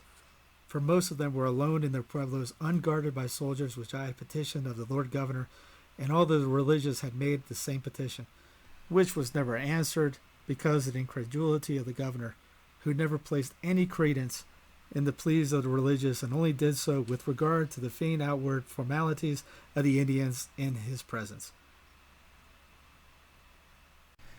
Since Fray Francisco de Jesus Maria Cansanas was the first martyr of the Missionary College of Santa Cruz de Querétaro, he was a special subject of biographical accounts written by Franciscan historians, some published and others in manuscript, the most important being those of Fray Francisco Hidalgo, 1707, and Fray Isidoro Feliz de Espinosa, published in Mexico in 1746. These sources and other bibliographical items and manuscripts are discussed in the notes for the chapters of Fray Francisco de Jesus Maria in Lino Gomez Canado's edition of Hispanano's work entitled Fray Isidoro Feliz de Esposa OFM. These chapters on Fray Francisco de Jesus and Gomez Canado's edition comprise pages 459 through 494. Fray Francisco de Jesus was born in 1656 in Barcelona, Spain, where he became a friar in the Franciscan province of Catalonia. Like most of his Franciscan contemporaries in New Mexico, he was a seasoned missionary in America, and many years of experience among the Indians. Since the early 1680s, he had served as a missionary in Veracruz, Yucatan, Chiapas, Guatemala, Campeche, Mérida, Querétaro, and Texas. He spent 2 years in Texas from 1690 to 1692. He entered New Mexico with the Franciscan missionaries who accompanied Governor Vargas in his colonization expedition in 1693. Fray Francisco de Jesus was recognized by his fellow religious at the convent in Querétaro as a saintly person. In the privacy of his cell and before his fellow religious in the convent, he inflicted severe bodily punishment on himself, including flagellation and, during the Lenten season, the carrying of a large heavy cross, while wearing a crown of thorns that pierced his temples, emulating the suffering of Christ. It can't be assumed that he continued these penitential practices while in New Mexico, since they were a part of his personal religious life. When he left El Paso for New Mexico, it is said that he was in a happy mood, and that he was asked why by a resident of the town. He replied, quote, "Goodbye, brother. Don't forget me in your prayers, for I'm going to be killed by the Indians," unquote. At his mission among the Jémez, near the cemetery of the church, he set up a cross on which he had hoped to be crucified, should it be his fortune to die at the hands of the hostile Indians. And when he was betrayed by them, he managed to get to the foot of that cross, where he was brutally clubbed to death by Indian warriors. Father Domingo de Serraros, Franciscan, 1731. He was the pastor of the mission in Santa Ana Pueblo, which numbered about 600 Indians. The mission was an important one because it served as a supply center for other New Mexico parishes. Father de Serraros found his work handicapped by the licentiousness of many of the Indians, whom he severely criticized in his sermons. This won him the hatred of tribal medicine men who conspired to poison his food, thus causing his death. The bishop's list has this happening in 1631, but according to unpublished notes of Father Marion Habig, the distinguished Franciscan historian, the event happened a century later. The exact date of death is unknown. Sister Blandina, born May 23, 1850, died February 23, 1941, was an Italian-born American religious sister and missionary who became widely known through her service in the American frontier in the late 19th century. During her missionary work, she met, among others, Billy the Kid and the leaders of the Native American tribes of the Apache and Comanche. She served as an educator and social worker who worked in Ohio, Colorado, and New Mexico, assisting Native Americans, Hispanic settlers, and European immigrants. The Roman Catholic Archdiocese of Santa Fe has opened a process to canonize Sigal, for which it has received the permission of the Holy See. For this, she is honored by the Catholic Church with the title Servant of God. She is the first individual in New Mexico's 400-year history with the Roman Catholic Church to have a cause open for the beatification and canonization. She was born Rosa Maria Sagale in 1850 in Genoa, then part of the Kingdom of Sardinia. She immigrated at age 4 with her family to the United States, where they settled in Cincinnati, Ohio. She felt called from an early age to join the Sisters of Charity of Cincinnati. She did so at the age of 16. She was clothed with the habit of the sisters and given the religious name of Sister Blandina, in memory of Saint Blandina, martyred in 177 AD during the reign of Marcus Aurelius. On December 8, 1868, she completed novitiate and professed religious vows for the first time. Her sister, Maria Magdalena, decided to follow her younger sister's example and also joined the Sisters of Charity, where she was given the name of Sister Justina. She sent to teach in the schools of Steubenville and Dayton. It was there she received notice on November 27, 1872, at the age of 22 years old, that she was being sent to serve as a missionary in Trinidad. At first thinking she was being sent to the Caribbean, she soon learned that her assignment was in Trinidad, Colorado, where the Sisters of Charity of Cincinnati had recently opened a mission. She was later transferred to Santa Fe, where she co-founded public and Catholic schools throughout the area. During her time in New Mexico, she worked with the poor, the sick, and the immigrants. She also advocated on behalf of the Hispanics and Native Americans who were losing their land to swindlers. She traveled alone on dusty trails and railroads through the unexplored lands of the far southwest, finally reaching Trinidad, a frontier mining town, on December 9, 1872. After opening a school almost alone, her first action was to fight against the common practice of lynching. She came to learn from one of her students that a member of the gang led by the famed outlaw Billy the Kid had been seriously wounded and had been left alone to die in a shack. She immediately went to him and she examined the wound, spoke harshly to his persecutors, saying, quote, "I see with a hard head that you find yourself not able to kill him with one shot to the head." Without another word, she treated the bandit and saved the man's life. In December 1873, she received a letter from her mother superior directing her to move to Santa Fe, New Mexico to help in the religious settlement. Despite the scarcity of funding and resources, she continued to build several schools and orphanages, continued to visit the mines in the area and railway construction sites to minister to the people there. She managed to collect funds for the construction of St. Vincent Hospital. She visited and took care of Billy the Kid and other prisoners confined to the main prison in New Mexico. In 1882, she was charged with the reconstruction of the sisters' dilapidated convent in Albuquerque, New Mexico. She also attempted at building a hospital there, but was recalled in 1889 to Trinidad, where she defended the rights of the Sisters of Charity to teach at a local school while wearing their religious habit. However, anti-Catholic prejudice prevailed, and she was forced to return to Albuquerque, where, in 1901, she completed the construction of St. Joseph Hospital. She returned to Cincinnati, where she worked with her sister for the Italian immigrant community until her death at age 91 on February 23, 1941.